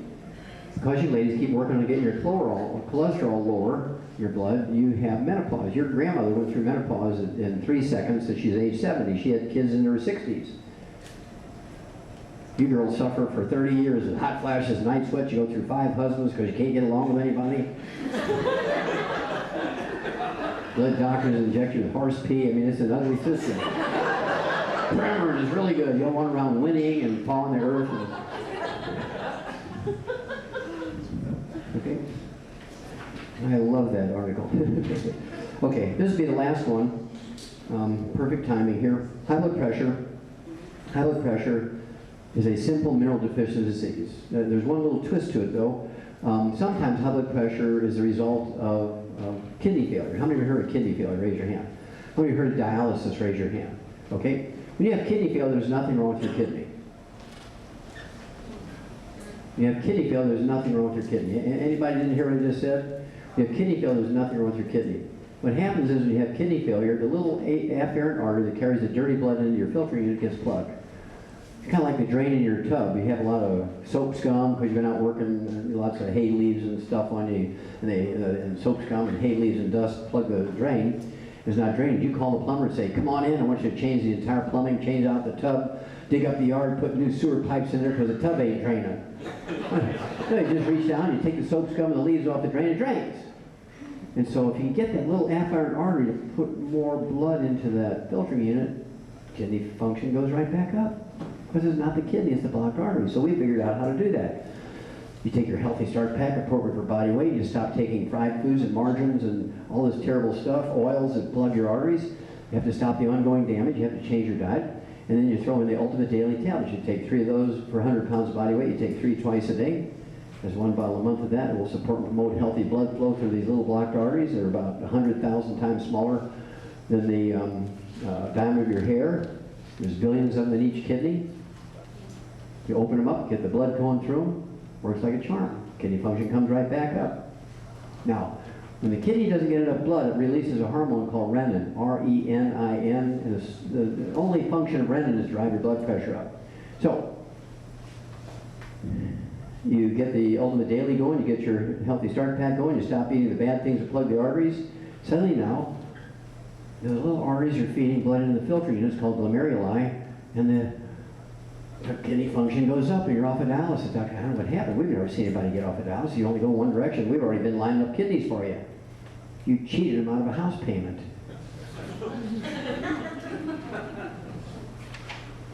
Salt has nothing to do with blood pressure. Salt has nothing to do with blood pressure. It has 2 essential nutrients in salt, sodium and chloride. You cannot make stomach acid without chloride. You can't digest proteins. You can't absorb B12. You can't absorb minerals without stomach acid. And sodium and chloride are required for nerve impulses and moving water around your body. Anybody who tells you to restrict salt, flee from them. See, doctors tell you to restrict salt. God tells you go forth and be a salt of the earth. I'm going with God because God is forever. Doctors only live to be 56.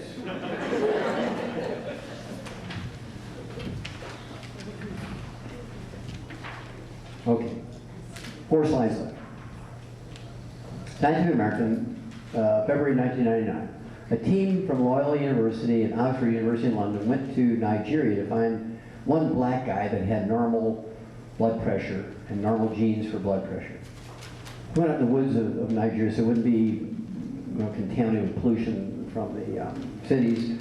And, excuse me, and they wanted to take bone marrow samples and blood samples. They're going to make vaccines, come back and inject every black person in America, man, woman, and child, to eliminate blood pressure, which they believe is genetic in the black community. They were shocked to find out that only 7% of the people in Nigeria had high blood pressure, 93% were normal. So they go back to Chicago, back to London, they do a big DNA study, and they find a large group of people whose ancestors had originated from Nigeria during the slave trading days. They did blood pressures on them, and 33% had high blood pressure. Well, you know immediately it's not genetic because there's a 5-fold difference,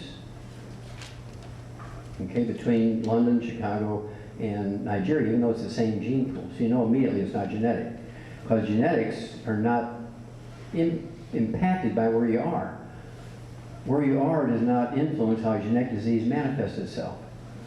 So if you have a genetic disease in Nigeria, it's going to be exactly the same in London and Sao Paulo, Brazil, and New York City and Denver, right? So they got the top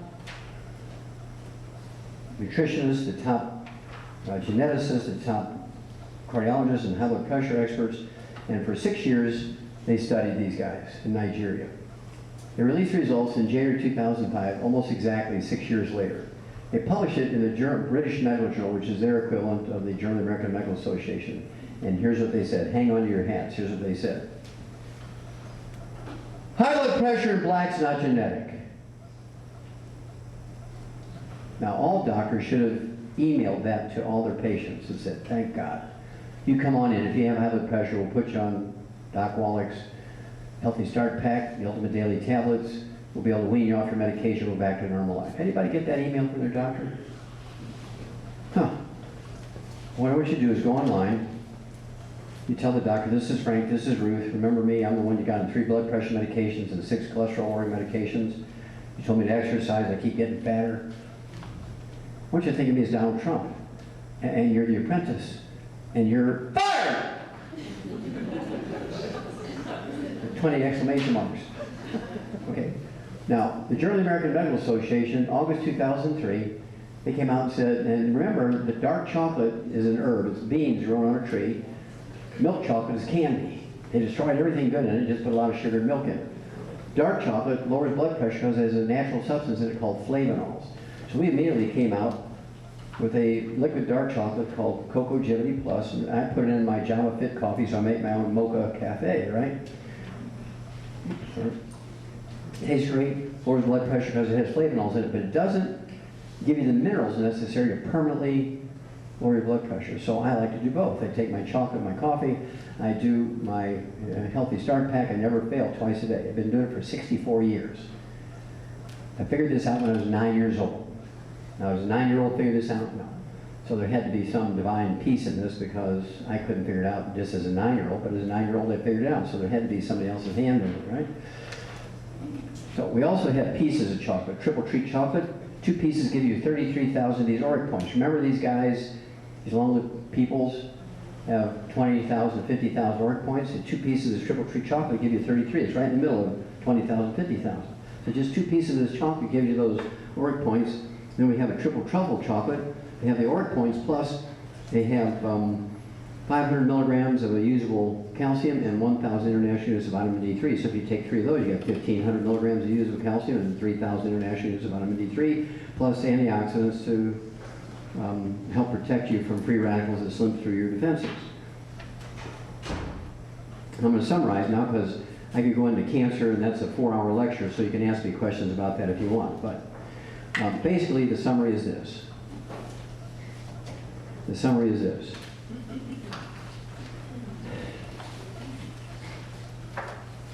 The idea here is to get people to take the 90 essential nutrients before they're sick. So it'd be like me. I haven't been to a doctor in 64. I haven't been sick in 64 years. Do you appreciate what that means? If everybody in America was like me, doctors would be real humble, wouldn't they?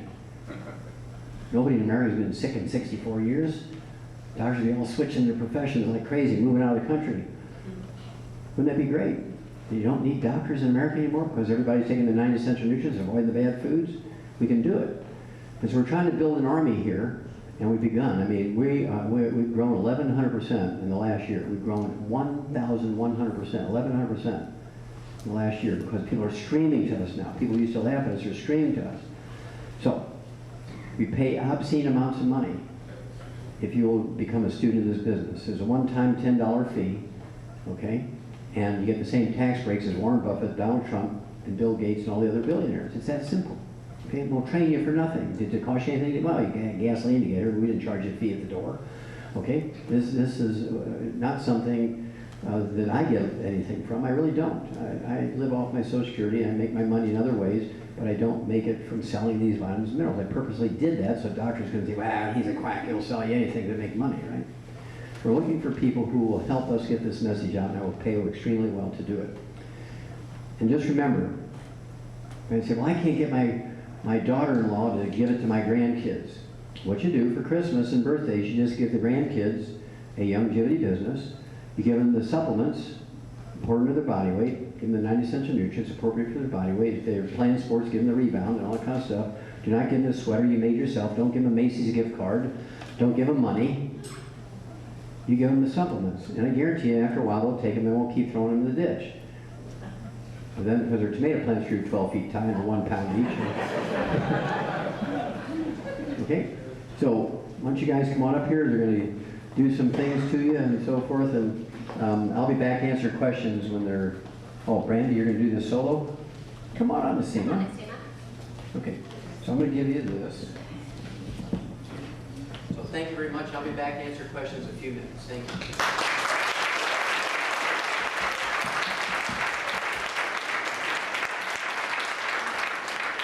Great job, Doc. Awesome. Thank you so much. Okay, guys, I just want to give a couple quick things. We're going to give away a few gifts. I hope everyone got their name in the little bowl, back in the back, or the box, should I say. They see me pull us out a few, babe. We're going to give away about 11 different things here. Woo-hoo! All right. Fabulous prizes. Yes, we love free stuff. Yeah. Oh, you're Okay, there you go. Andrew McKinney. There he is.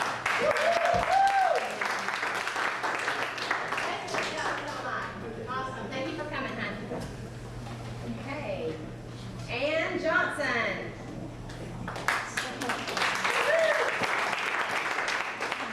Healing is easy by Dr. Peter Glidden. Thank you so much. Thank you for coming, hon. Esther Williams. All right. Is she in her bathing suit? This particular CD was done at Dr. Creflo Dollar's church. It's an amazing CD. I like to say that people of color are not any different than the people that don't have any color. They just have a little better suntan, and it's called Black June Lies. It's an amazing CD.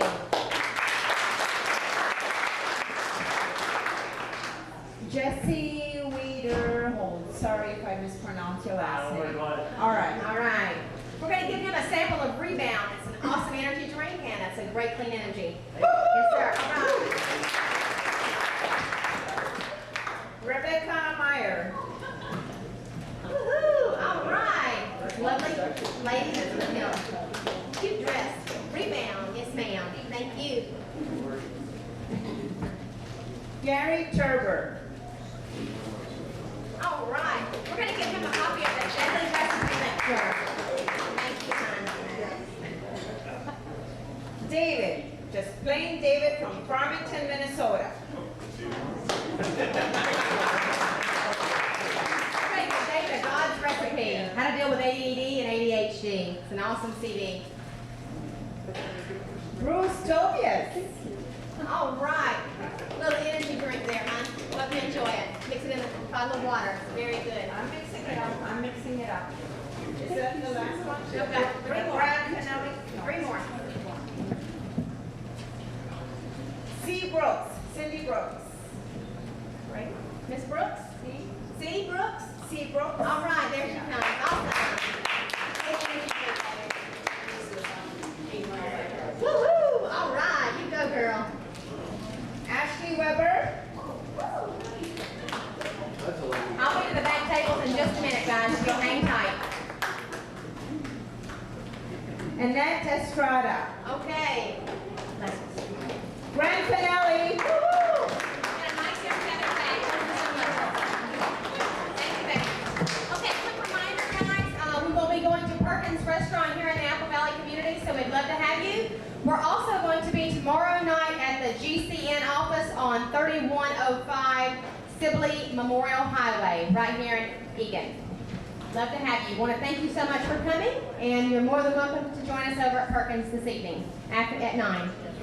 Yep. The Perkins is at 9 o'clock, so they'll give us time for purchases to be done back there. We do need to have this room spick and span by 9 and out the door. So, and the other thing is the meeting tomorrow at GCN offices in Egan is a business meeting. It's a Youngevity business meeting for preferred customers or independent distributors.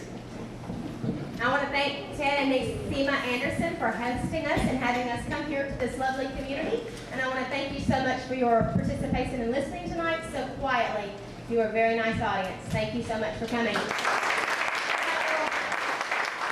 a little folder for you guys in the back, and for the first of you guys that get back there, I think I've got about 60 or 70 little packets that's got a little CD in there, and there's also going to be a little pharmacy discount card in there. If you get prescriptions, we of course do not advocate prescriptions, but unfortunately if you are on one, you can take that prescription card to your local pharmacy. In the last 1 year that we've been giving out those cards, we have been able to save the American people $12 million. And in my eyes, that puts more money in the consumer's pocket and less money in the drug companies, and I love that. Thank you.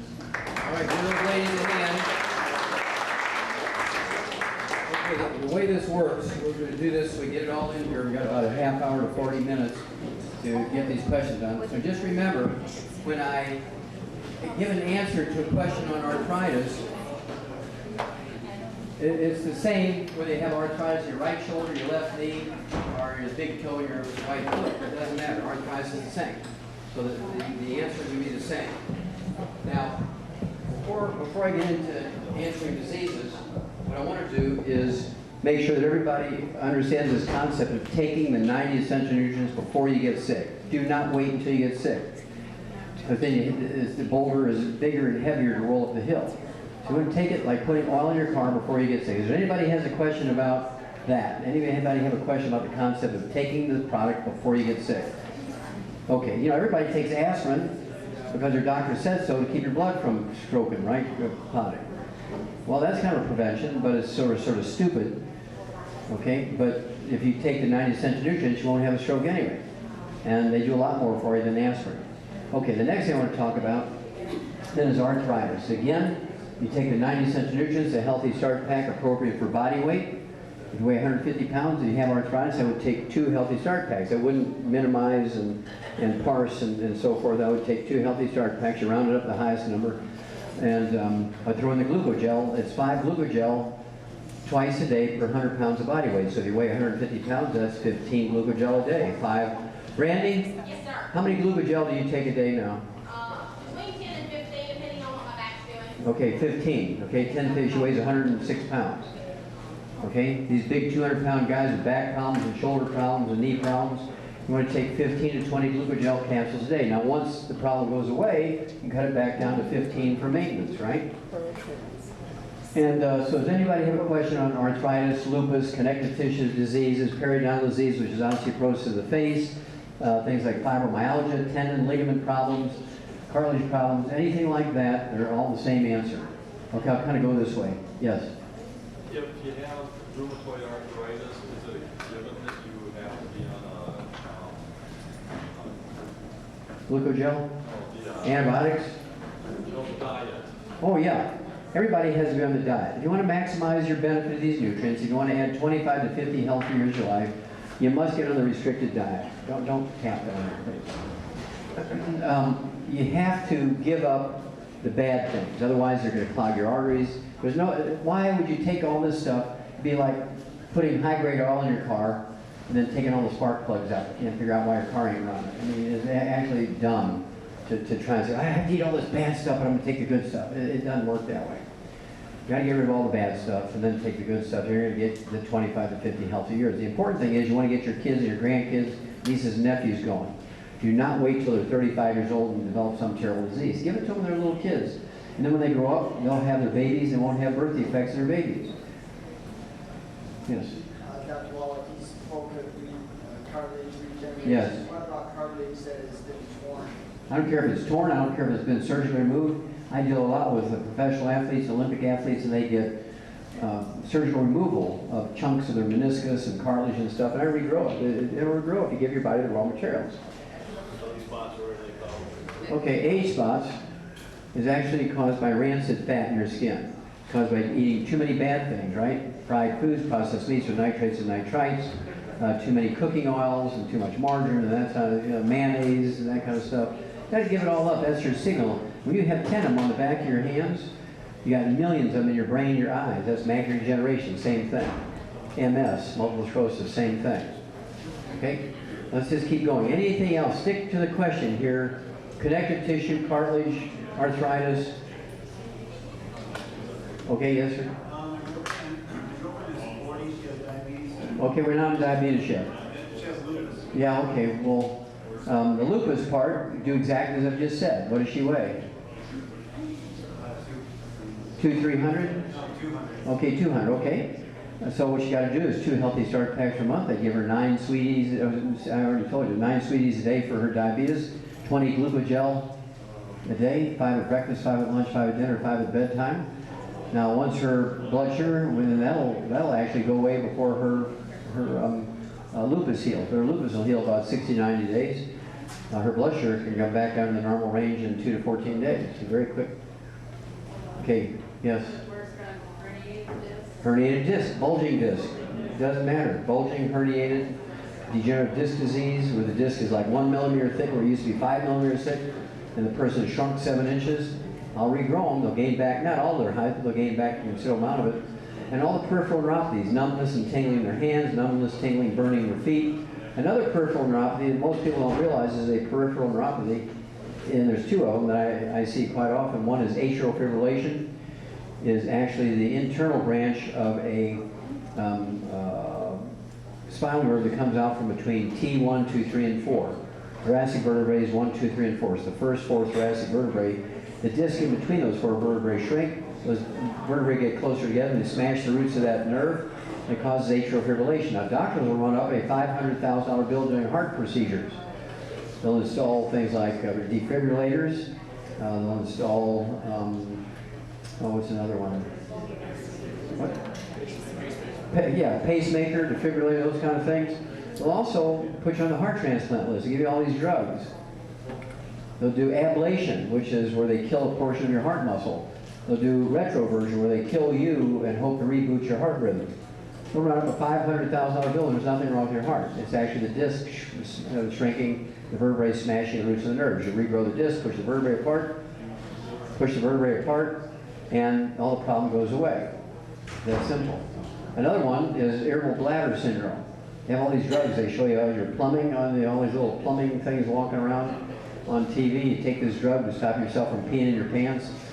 Well, that's because this nerve is being smashed. You take the Healthy Start pack appropriate for body weight. You throw in the glucogel to thicken the vertebrae, takes the pressure off those nerves. Your bladder's happy. Okay, let's go to last one on. Huh? Yeah, same thing. Interstitial cystitis is just fibromyalgia of the bladder muscle. Yeah, same thing. Exact same thing. Yes, ma'am. I was just wondering about time. 2 months, 1 month? It depends on your absorption proportion, proportion. If you're underdosing and that kind of stuff, it could take you 90 days. It could take you 6 months, but it's going to happen. But people always want to know, well, when can I quit these vitamins and minerals? Well, as soon as you stop using oxygen and water, then you can stop using these vitamins and minerals. Don't think you're going to drop off of them. If you drop off of them, then all the disease will come back, right? Because these things are caused by nutritional deficiencies. You must keep taking these things.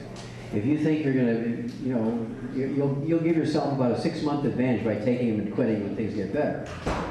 There's nothing more terrible than learning this and you quit and then 2 years later you die of a heart attack because you stopped taking the vitamins and minerals. Well, it didn't work. Well, yeah, it worked, so you stopped taking it. Okay, we need to go on. The next one we're going to look at is cardiovascular disease, high blood pressure, cardiomyopathy, heart disease, which is selenium deficiency, coronary artery disease, and also varicose veins, spider veins, and hemorrhoids, which are hemorrhoids in a funny place. These are all caused by mineral deficiencies and injury to these blood vessels in the heart by consumption of free radical stuff, fried foods, processed meats with nitrates and nitrites, oils, all that stuff's got to go. Those are the things that cause a problem, only inflammation. So you get rid of all the stuff that causes inflammation, all the bad stuff. You throw in the Healthy Start pack appropriate for body weight. You take the Ultimate Daily tablets, 3 twice a day per 100 pounds of body weight. You take the, let's see here, what else do I take? Oh, the selenium for the cardiomyopathy heart disease. Take 3 of those twice a day per 100 pounds of body weight. You take the D-stress capsules, capital D, like David stress. 3 of those twice a day per 100 pounds of body weight for congestive heart failure. But just like this pastor I showed you, Tyron Kreider's his name, he had all 3 of those heart diseases. So he had to take the D-stress capsules, the Healthy Start packs, he had to take the selenium, and he took the Ultimate Daily tablets. If he had arthritis, I would have had to throw in the glucogel. Okay? If you have diabetes, you got to throw in the sweeties. So the more problems you have, the more cumbersome the system gets. So once you get rid of stuff, you can move towards maintenance doses. Some people will say, well, I'm going to work on the life-threatening things first, which is okay if you have a limited budget. You have diabetes and arthritis, I'd get rid of your diabetes first, and then work on the arthritis. Okay? I mean, you can do things in staged ways. You just, and sometimes just a healthy start pack, people's arthritis gets better. All right? So let's look at the vascular situation, and you have all these heart diseases and so forth. All these vascular diseases. What if you have clogged arteries in your brain? You get vascular dementia, have a stroke in the brain. It's the same thing for getting rid of kidney failure, and the same thing for coronary artery disease, same thing for getting rid of varicose veins and hemorrhoids, same thing for getting rid of aneurysms. We get rid of terminal aneurysms that are inoperable. We do that, usually it takes 90 days to get rid of inoperable aneurysms. Yes, sir? Is there any repercussion if someone has Leiden factor 5, Leiden factor 5, genetic? There is no such thing as genetic disease. And when you have these factors that are missing, your liver's not producing a certain protein, that kind of stuff, that is because your mama was missing something during pregnancy when that piece of the action was being formed, and you can't go back to that point, because when that train comes, if you miss that station, you can't go back. Now there are some exceptions. Cystic fibrosis and also muscular dystrophy I can fix. Even if the baby's 12 years old, I can fix it when they have cystic fibrosis, muscular dystrophy. Those are biochemical problems. Things that are physical are pieces that are missing, like these factors that are missing. Some of them you can actually compensate for. You can compensate for them, but you can't cure them in the sense that it's gone forever. If you stop compensating, it comes back. Okay? Yes, sir. I've heard that, like, we were talking about oils not being, so good in frying foods and stuff. I heard something about coconut oil. No oils. No oils. Coconut oil is just as bad as olive oil. Olive oil is just as bad as sesame seed oil. Sesame seed oil is just as bad as canola oil. All oils are bad.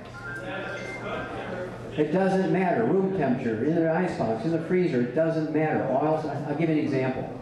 Raise your hand if you ever cut an apple into half or wedges. Does anybody ever do that? What happens to it in a half hour if you don't eat it? It turns brown, it oxidizes. What is it that's oxidizing the apple right before your eyes? It's the oil in an apple. Now apples are not known for a lot of oil. They have 0.00000000000000001% oil. They have almost no oil in them, yet you can see that oil oxidizing before your eyes. Okay? It's that simple. Well, just think of a bottle of olive oil or a coconut oil. It's how you can listen to it. It's crackling. It is oxidizing before your eyes. Before the Second World War, nobody in America used oils. Everybody used lard, butter, cream for cooking. Oils only came here after the Second World War. We had to make sure the Italians had some kind of work, so we bought olive oil from them. Okay? It turned out to be one of our worst enemies, was olive oil. It tastes good, it's very seductive, it tastes good, but it will kill you, it'll clog your arteries and cause cancer. You do not want to use oil. We got along without it fine for thousands of years, and now we're eating it at the behest of doctors. People say, well, the Mediterranean diet. I've never heard of the Mediterranean diet. The average lifespan of Italians and Greeks is 62. 10 years younger than us. Now, so why do they brag about the Mediterranean diet? Well, it's because of the Sardinians, whose average lifespan is 90. The Sardinians don't eat pasta. They don't eat oil. They live on chicken, eggs, sweet potatoes, lamb, goat meat, cheese, and butter and milk. And they laugh at the Italians. They live to be 90. I'd rather do what the Sardinians are doing, not what the Italians and Greeks are doing. The Sardinians do not use olive oil for cooking. They're the ones who invented the term greaser. They call the Italians and Greeks greasers because they use olive oil. Okay. Yes, sir? I actually sued the FDA about fish oil. I'm the one who sued them, so everybody's running around talking about fish oils are good for you. I'm the one who sued the FDA, so you can say that. Before I sued them for that, you can only say eating foods rich in omega-3s will reduce your risk of stroke and coronary artery disease and pulmonary embolism, deep vein thrombosis. When I sued them, you can say, in federal court I won, you can say supplement with omega-3s now. So I had to spend $1 million to be able to say supplement, that one word, right? I spent that out of my own pocket. Now let me tell you that if you eat bulk fish oils, like a bottle of cod liver oil, and you're taking tablespoons of that, it will kill you. It oxidizes. And so when you look at our fish oils, they're in a soft gel capsule, but we encapsulated them in a nitrogen environment, and we bubbled nitrogen through the capsule before we sealed it, so there's no oxygen and they will never oxidize. So we're totally 100,000% different than anybody else. You'll not be injured by our oils because we take care that they will never oxidize. Everybody else, they're giving you something that starts out good, but 5 minutes later it's oxidized. Okay? Get Bureau covered.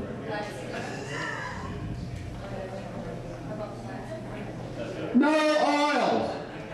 Is there anybody who does not understand no oils? I don't. The only oil you want is the oil that comes in a Healthy Start pack, or you can get it separately because it has no oxygen in it. It's in a soft gel capsule where all the oxygen has been bubbled out of it. Okay? Okay, you've had a question. You've had a question. Yes, sir. I have a question about the cod liver oil that's fermented. It doesn't matter. It doesn't matter. It will still kill you. Okay. Okay, you're asking me too many questions about all. We're moving on. Okay. What about, shut off your phone who's ever ringing. Okay. We want to talk about, let's see, diabetes and sugar problems now. Low blood sugar, narcolepsy, hyperinsulinemia, nightmares, 20-year-olds still peeing in the bed, kind of thing. These things are all caused by blood sugar problems, diabetes, of course, the metabolic syndrome, where you have abdominal obesity, you have things like insulin resistance, which is prediabetes, and you have elevated blood cholesterol and triglycerides above 300. All those things are caused by a deficiency of multiples of nutrients, okay? So you have to take the Healthy Start pack appropriate for body weight. You take the Sweeties 3 twice a day for 100 pounds of body weight, and you take your fasting blood sugar before you medicate yourself, and usually within 2 to 14 days your blood sugar is in the normal range without medication. You don't need medication anymore, and you don't have diabetes. Your blood, your A1C hemoglobins will go from 11, 12, 14 down to below 5 within a month or 2. It's very simple. This goes away because it's a simple nutritional deficiency disease. It's not genetic, as your doctors will tell you. Okay? Yes. Diabetes and blood sugar problems.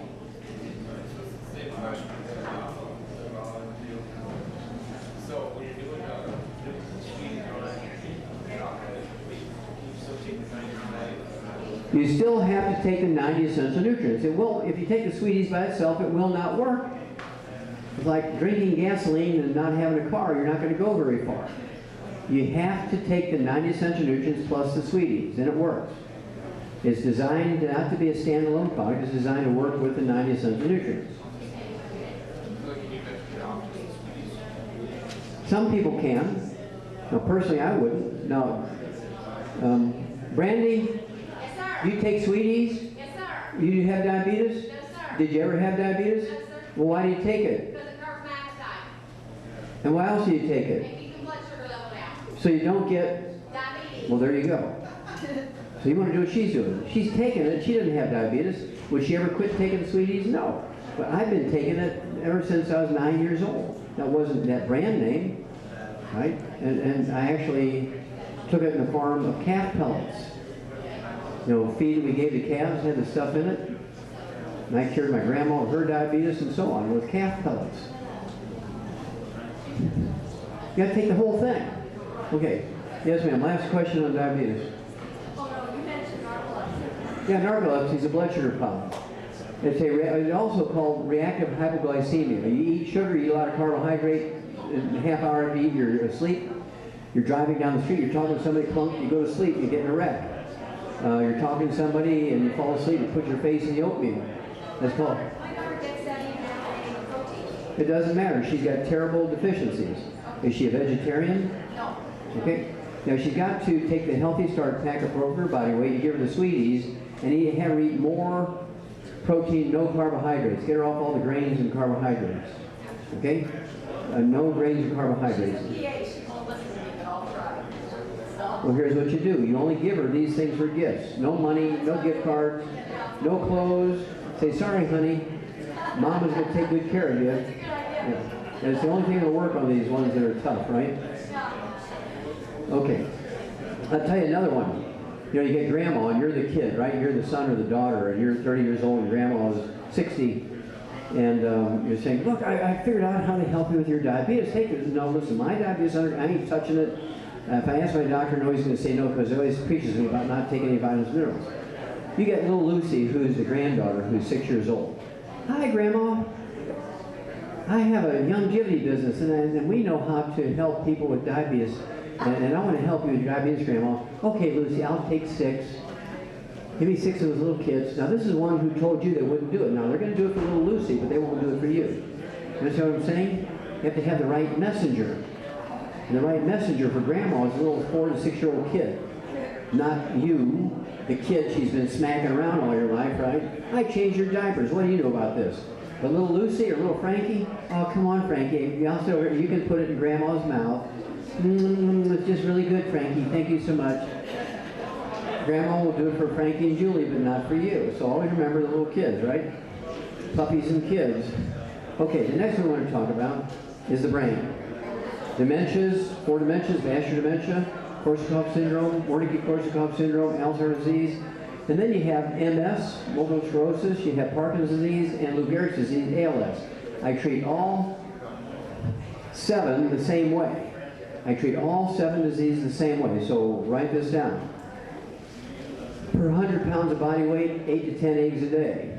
Per 100 pounds of body weight, 8 to 10 eggs a day. They cannot be fried. They can be poached or soft boiled or soft scrambled in butter, not margarine or oils. No fried foods, no processed meats or nitrates and nitrites, no gluten, no wheat, butter, or oats, and no oils. No carbonated drinks with meals, an hour before, during, an hour afterwards. Then they have to take 1 healthy start pack per 100 pounds of body weight per month. They're going to take the D-stress capsules, capital D, the word stress, 3 of those twice a day per 100 pounds of body weight. The Ultimate Daily tablets, the D-stress capsules for the Korsakoffs and Wernicke-Korsakoffs. The Ultimate Daily tablets for the vascular dementia. Take 3 of those twice a day per 100 pounds of body weight. And the selenium, 3 of those twice a day per 100 pounds of body weight. That's for the Wernicke-Korsakoffs and the MS. And then the Memory FX and the Smart FX, which has DHAs and EPAs in them, which is the raw material for your brain to make neurotransmitters for the Alzheimer's disease. Now I'm treating all 4 dementias at the same time, and 65% of the time it gets better.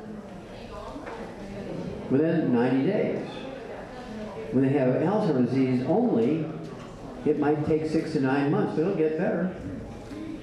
It's an amazing thing. But I always treat for all 4 because doctors make a mistake in diagnosing 65% of the time, just like they did Ray McGregor. Yeah, you have a question? Ultimate Daily tablets. Yeah. And the Smart FX, Memory FX, and 10 to 12 eggs a day per 100 pounds of body weight. And none of the bad stuff. No fried foods, no processed meats, no oils, no sugar. You gotta get rid of sugar, because sugar intake makes the deficiency that causes Korsakoffs and Wernicke-Korsakoffs worse. Makes that deficiency worse. So you have to give up sugar too. Natural and processed. Okay, yeah. I have a daughter that takes medication for mini epilepsy. And how tall is she? 5'1". What does she weigh? About 100 pounds. She's And how old is she? 11. 11? Okay. When did she start getting her seizures? I think by age 3 or 4. Okay. All right. Was she fed eggs, you know, or was she fed cereal? She was fed like mid-meal and yeah, something like that. Yeah, okay. That's the problem. And so what you want to do is get her on the eggs, right? Get her on the 90 essential nutrients, make sure, you know, give her the healthy start pack appropriate for body weight. And you give her the de-stress capsules. Remember, it's 3 twice a day for 100 pounds of body weight. Of the de-stress capsules. You get her on the Smart FX, 3 of those twice a day for 100 pounds of body weight. And again, none of the bad stuff, including sugar.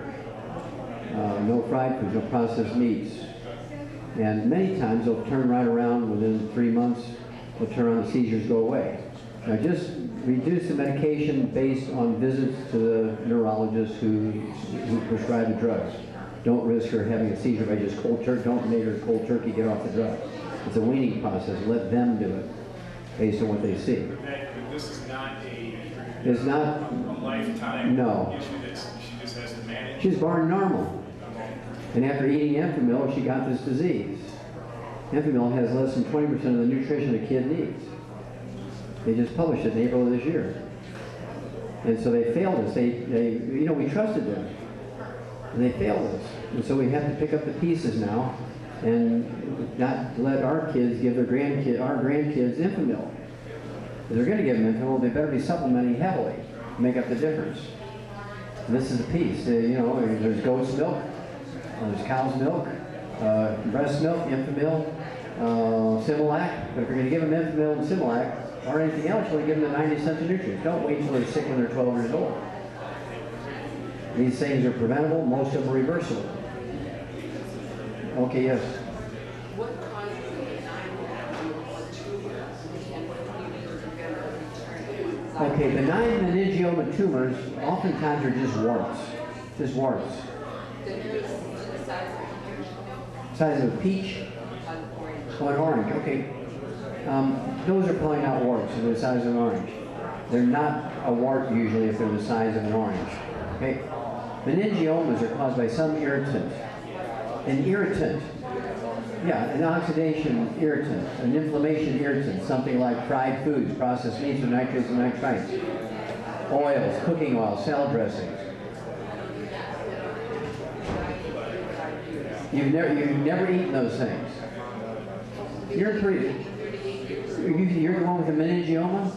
You're doing pretty good if you have a meningioma the size of an orange. Has it been surgically removed? Oh, good. Has it regrown? Has it regrown? Then don't worry about it. Yeah, meningioma, the word OMA, if they have the suffix OMA, is benign tumor. Yeah, OMA is a benign tumor. Yeah, and so you can surgically remove those, it's done. It's because you're getting some kind of irritant, some inflammation. You have to go back when you were a kid and see what you're eating when you're 10, 12 years old.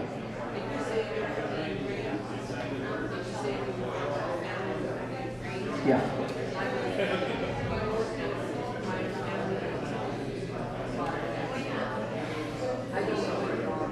Yeah, they're probably city people, not farmers. Yes. What do I consider processed meats? Good question. Deli slices, sandwich meats, sausage, ham, bacon, bologna, salami, pastrami, pepperoni, jerky, corned beef, spam, canned meats, hot dogs. All those things are processed meats. They have nitrates and nitrites in them. They will clog your arteries and increase your risk of cancer. Now I told you that I would tell you, ladies, how to reduce your risk of breast cancer by 462%. Raise your hand if you want to know how to do that. It's free, doesn't cost you anything. There's a big study that came out. How many of you heard of the Nurses' Health Study? It's a 20-year study, 90,000 nurses in the Nurses' Health Study. It's done by Harvard Medical School, really a great study. All the nurses complied with it. It was a beautiful thing. And the University of South Carolina took that database and they looked at it from a little different direction. They contacted them, they divided them into groups, and they found out that the women who cooked their meat very well done compared to women who cooked their meat medium or medium rare, the ones who cooked their meat very well done increased the risk of breast cancer over the ones who cooked it medium or medium rare by 462%. If you cook your meat medium or medium rare, you reduce your risk of breast cancer by 462%. Then, again, this is one that I sued the FDA on selenium supplementation. If you supplement with selenium, 200 micrograms for an average size person, I take in 600 micrograms of selenium a day. And this will reduce your risk of breast cancer by 82%, reduce your risk of prostate and colon cancer by 69%, reduce your risk of lung cancer, the smoker nut, by 39%, just by supplementing with selenium along with the 90 cents of nutrients. Stay away from all the other bad stuff. You're not going to get lung cancer, breast cancer, prostate cancer, colon cancer. This is all relatively new stuff. It was extremely rare 100 years ago. The reason why we did all this stuff is because we've done it to ourselves. The way we cook, we're not putting wood ash in our garden anymore. And these are self-inflicted things. Because we listened to doctors and then we didn't make up the difference. We stopped using wood ashes. We went to electricity and propane and natural gas. And we didn't have any wood ashes to put in the garden. We didn't say, okay, there was some reason why we're using all these wood ashes all these years. What are we throwing out here? Nobody sat down and said, what do we have to make up the difference with? Nobody did. And you're paying the price now because doctors keep saying stupidly, don't supplement in this way. Just eat well and put 4 different colors on your food plate and eat variety, do everything, you get everything you need. Well, look at the results. the #1 obese nation in the world. We're ranked 92nd in the world in healthiness, 60th in longevity, and 41st in live births in the first year, the month survival of their babies. That's an abysmal record following their example. Okay, yes, ma'am. What do you recommend for prenatal? Recommend The Healthy Start Pack for 100 pounds of body weight per month. any prenatal vitamin on top of that for the folic acid? You don't need it. Everything's in there. Well, you look at the number of the essential nutrients in a prenatal vitamin prescribed by a doctor. There's 28. You need 90. Yes. Okay, Lyme disease. Lyme disease is curable in 2 weeks with antibiotics. People come to me all the time. I've had Lyme disease for 10 years. I see my doctor every month. I get an intravenous IV every month for $240. Your doctor's using you for an ATM machine. There is nobody that gets Lyme disease for longer than 2 weeks. But the fact he can find antibodies because you're exposed to it 10 years ago or something like that, he can actually write a prescription, use the code number for Lyme disease, and insurance will keep paying. Because you have insurance, he's using you for an ATM machine. You don't have Lyme disease 10, 12, 15, 20 years later. That's nonsense. Okay? You probably have celiac disease or gluten intolerance. You get on a gluten-free diet, you take the 90 essential nutrients, all your problems go away. Why keep fulfilling your doctor's most wondrous dreams? I have 400 patients who come in every month for their IVs because they tell me they have Lyme disease. Yes? Do you recommend that people? Okay. According to Mayo Clinic, 30% of Americans are gluten intolerant. Okay? According to Mayo Clinic. This came out in 2009. Well, I've been dealing with this for a long time. My dealing with it goes back into the 1970s, and I've seen a lot of it. In enlightened communities around universities where everybody's trying to eat healthy and eat more whole grains and less fat, it's 80% of the people with gluten intolerance. So, there's aisles, since it's such a huge market, even baby boomers, there's a huge market here. There's 80 million people, 30% of them, say 30 million people, 25 million to 30 million people are gluten intolerant. So grocery stores all have a gluten-free aisle. You don't need to waste your time baking everything. They have gluten-free aisles. They have all kinds of canned foods and everything are gluten-free. And so you don't need to do all that stuff yourself. And so, but a lot of people can eat gluten and get away with it. But if you have somebody in your family who is gluten intolerant, you can't have it in the household. Even dog food, when you have dog food, like Beneful dog food from Ross from Peter, they make it with wheat, barley, rye, and oats, these grains, and all this dust from the dog food, and the dog's got in his hair, and you're petting the dog and wiping your face, and you sit on the couch, and the dog's laying on the couch, and you're laying on the couch and breathing that stuff. And people say, I'm on a gluten-free diet, I don't know why I still have it. You have a dog? Yep. You feed them dry dog food? Yep. There's your problem. You either have to eat the dog or change the canned dog food. Okay, so it's very important. Every little bit. You go to a Whole Foods store and you put your gluten-free stuff on that belt that takes everybody else's bulk grains, and they put in that little plastic bag, and then they throw it on that thing, and the dust gets all over that belt. About 10 minutes. 10 minutes! We gotta be out of here. Okay, well, I'm ready. Okay, wind it up. I'm getting the wind up. Okay, last two questions. Yes.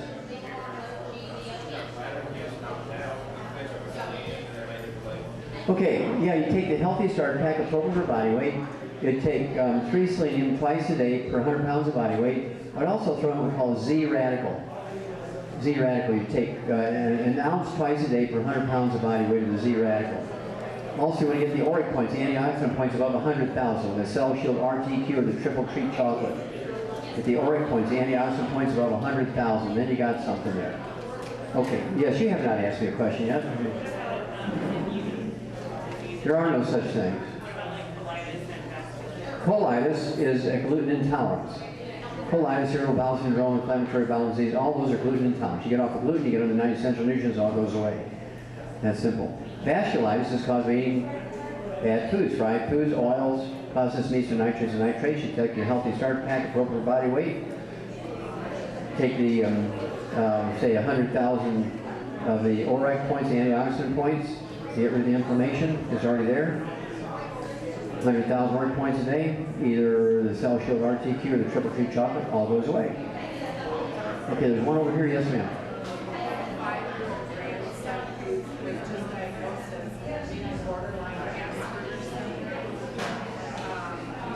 That's just another manifestation of autism. No sugar, no sugar, no sugar, no sugar, natural process. No grains, no grains. I bet you I'll find grains in that house.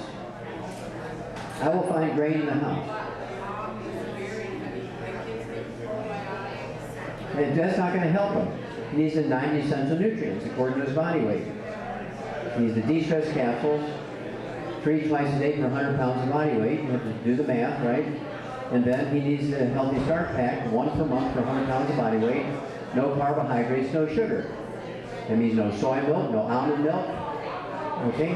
No sweet potatoes, no squash, no fruit juices, no fruit, no dried fruit, no fresh fruit. Can't have any of that stuff. No agave syrup, maple syrup, corn syrup, molasses, no honey.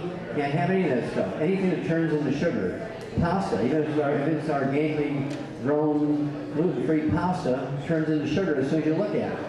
That is processed carbohydrates. Can't have it. You have to live on vegetables and eggs. If you're allergic to chicken eggs, I don't believe you. These good, but I guarantee he's still getting sugar or carbohydrates from someplace.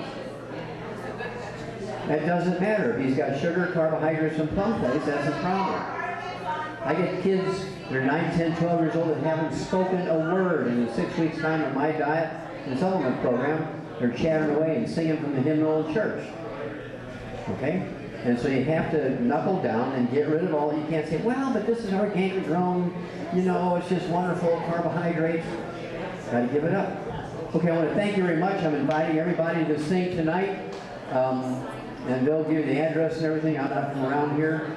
And tomorrow at the GCN offices, it's going to be totally business. So if you're interested, even if you're interested, you don't quite know for sure, but that's all we're going to talk about. We're not going to talk about health tomorrow night. This is totally, we're looking for a handful of people who want to become a student of this business, because I can't be here all the time. People like Brandy, who've been with me for going on 8 years now. She knows more about health than any doctor. I'll put her up against any doctor. You give equal types of patients to both of them, we'll see who's cured in 6 months and who's not. Right? Okay, thank you very much. God bless you all. Thank you.